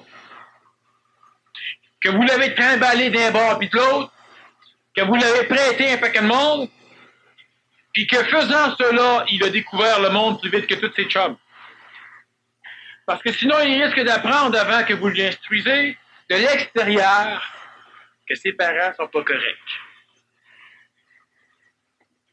Parce que c'est pas des bons parents, ils l'ont fait garder tout le temps, ils l'ont tout trimballé un peu partout, etc. Les enfants qui naissent à bord de voiliers, puis qui naissent sur des voiliers qui font le tour de la Terre 2, 3, 4, 5 fois, il y a des enfants qui naissent, puis qui à 5, 6 ans débarquent, vont à l'école, puis la première fois, ils débarquent de leur voilier. Je vous en pas. Ils sont pas malheureux. Les parents qui trimballent leurs enfants partout, c'est intéressant, mais trimballez-les comme des valises. C'est-à-dire qu'ayez pas, ça c'était très important. Et quand mes enfants étaient très jeunes, bien évidemment, ils sortaient. Et puis moi, j'ai jamais réussi à arriver à pouvoir penser que les enfants, ça avait des problèmes. Alors, 6 ans, 7 ans, 8 ans, on les amenait n'importe où, ils jouaient, ils chicanaient. On était invités chez quelqu'un, chez toi. Mes enfants, ils font les fous. C'est rien qu'à le dire. Puis moi, je me frustrais pas que tu chicanes. Et on est chez toi, tu as tes lois, tu as ton écosystème, tu as ton cadre. On vient chez toi, on devra se soumettre à ce qui est chez toi. C'est logique. Mes enfants sont tannants. Ben, si toi tu dis rien, c'est parce qu'ils te dérangent pas. S'ils te dérangent pas, moi, ils me dérange pas. Puis s'ils te dérangent, moi, ils me dérange pas non plus. Va le dire. C'est tout à fait logique. Parce que sinon, ce qui arrive, t'amènes tes enfants chez moi puis ils s'amusent. Moi, ils me dérangent pas. Toi, t'es toujours en train de penser qu'ils me dérangent, tu te sens mal toute la soirée, t'es toujours après eux autres, puis si tu penserais comme moi, puis tu dirais, s'ils dérangent Daniel, il y a rien qu'à le dire, tu te sentirais bien toute la soirée. Puis si par hasard, ils me dérangent même pas, ben, ils vont se sentir bien tout avec moi avec. Puis si, à un moment donné, je chicane, puis ça m'achale, m'allez leur dire. Ils vont leur expliquer à ma façon. Puis aujourd'hui, il n'y a plus d'adultes qui boivent les enfants, hein, t'auras pas peur, je les batte, tu sais. Mais qu'est-ce que ça veut dire quand Ils vont m'écouter bien plus que si c'est toi qui le parles. Qu'est-ce que ça veut dire quand un adulte s'entend mieux avec les enfants qu'avec avec les adultes? Parce que l'adulte est sans doute transitif. Puis les enfants sont plus intelligents que la majorité des adultes. Alors, il s'établit une complicité plus facile avec les C'est ça qu'on enfants. préférait être plus avec les enfants qu'avec les adultes? Oui. Deux choses. Premièrement, c'est qu'on peut têter l'énergie de l'enfant, ce qui nous rajeunit, ce qui nous tient en forme. C'est tout à fait correct. Et deuxièmement, ben, si on est suffisamment transitif, on va avoir une complicité avec eux autres, ce qui fait qu'on va arriver à embarquer, on va dire, plus dans leur monde, mais en réalité, c'est plus dans la réalité. Les autres adultes, ben, ils ont comme un monde... Mais les autres adultes, ils trouvent pas ça normal de nous faire jouer les enfants. Ça fait normal, ils trouvent ça normal. Premièrement, ils sont jaloux, donc ils peuvent pas trouver ça normal, hein. Puis en te disant que c'est anormal, ils pensent t'insulter, te sentir que c'est un péché, que c'est une faute, puis ils pensent te récupérer. C'est tout à fait anormal qu'un adulte joue avec des enfants. Dans un monde de fous, c'est anormal. Mais dans un monde logique et intelligent, je trouve tout à fait ça normal. N'importe quel adulte devrait rencontrer n'importe quel enfant puis vibrer avec. N'importe quel enfant devrait sentir bien n'importe où ce qu'il va aller. C'est tout à fait intelligent. C'est pas normal, c'est soit. Mais c'est tout à fait intelligent. Oui. Elle n'a jamais été faite pour les enfants, mais tant que l'enfant se laissait former, ça paraissait beau. Non, mais il y en a plus partout où est-ce que tu vas. La semaine passée, je m'en vais à télécritique, OK? Je mets à jouer avec les ballons parce que mon verre a mis télécritique, bon, il dérangeait comme ça. La première nouvelle, écoute, moi j'ai même mieux ça qui joue avec les téléphones. Ça reste 2 secondes, c'est bien important. S'il a dit de jouer avec le téléphone, c'est bien fait. Il peut en casser, ben qu'il casse. Tout ce qu'il y a, c'est qu'il faut absolument que lui sache que sa mère est complice. C'est toi qui l'as à la maison. Faut que tu unisses le contact. Si casse un téléphone, ça change rien. C'est plus important que tu aies un contact avec lui. Puis le pire, c'est que lui, il jouait, puis donc, ça devenait un cadre stupide. Embarque pas dans le jeu des stupides, embarque dans le jeu de l'enfant, il a raison. Ça manque dans la majorité des cas d'éducation, c'est qu'on veut paraître correct. Alors qu'en réalité, on ne l'est pas. Aux yeux de l'enfant, on paraît débile, mais aux yeux des autres, on paraît correct. C'est avec l'enfant qu'on travaille, pas avec les autres, pour paraître correct aux yeux de l'enfant, pas aux yeux des autres. Faire une crise, ça sert à rien, mais tu dis à l'enfant qu'eux autres, c'est une gang de niaiseux. Parce que lui, il sait. S'il sait que tu le sais, ben au moins c'est correct. Puis quand il y aura des... Là, il va pouvoir commencer à évoluer avec toi. Pas contre toi. Ça, c'est bien important. La société, elle n'est pas parfaite. Elle permet bien des choses. Si l'adulte ne la change pas, ben l'enfant va changer. Si l'adulte ne la change pas, si vous n'êtes pas de ceux qui allez la changer, quand l'enfant va la changer, il va vous clairer en même temps. Je le sais.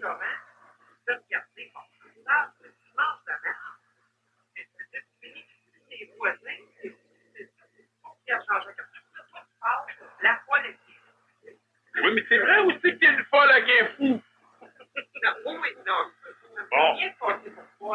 Bon, c'est pas pour folle aux yeux d'eux autres, t'es folle. Ben, tes yeux sont fous. Je l'ai dit, la Terre, c'est une grosse asile psychiatrique.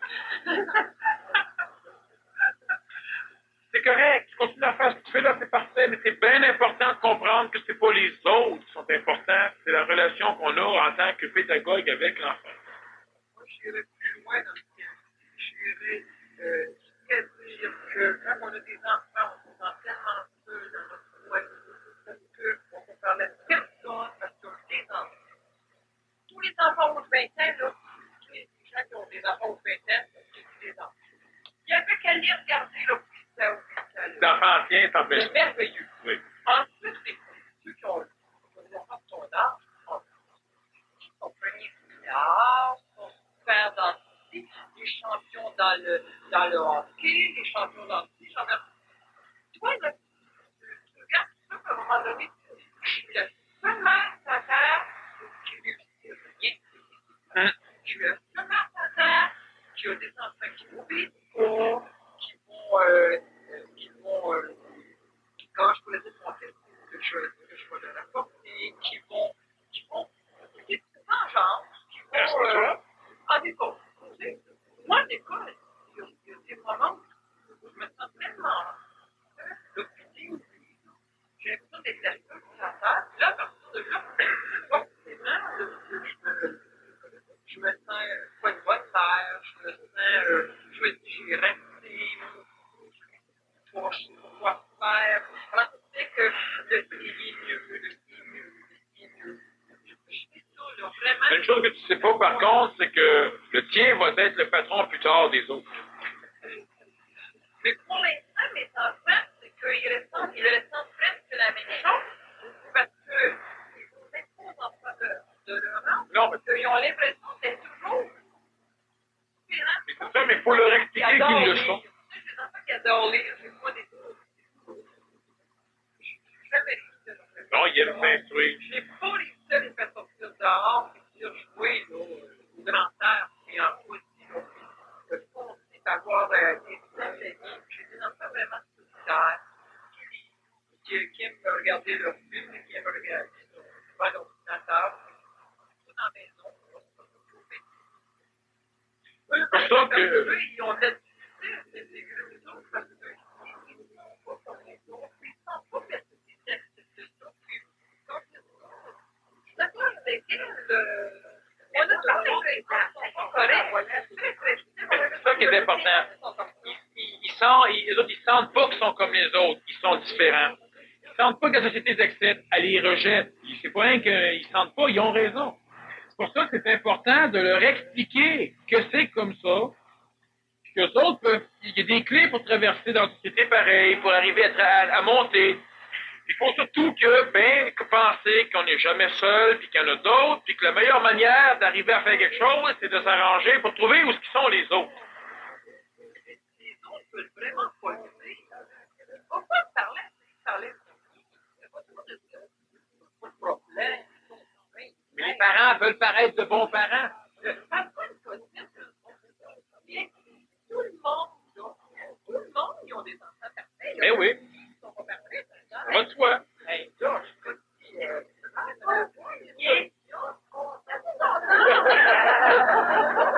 y en a eu.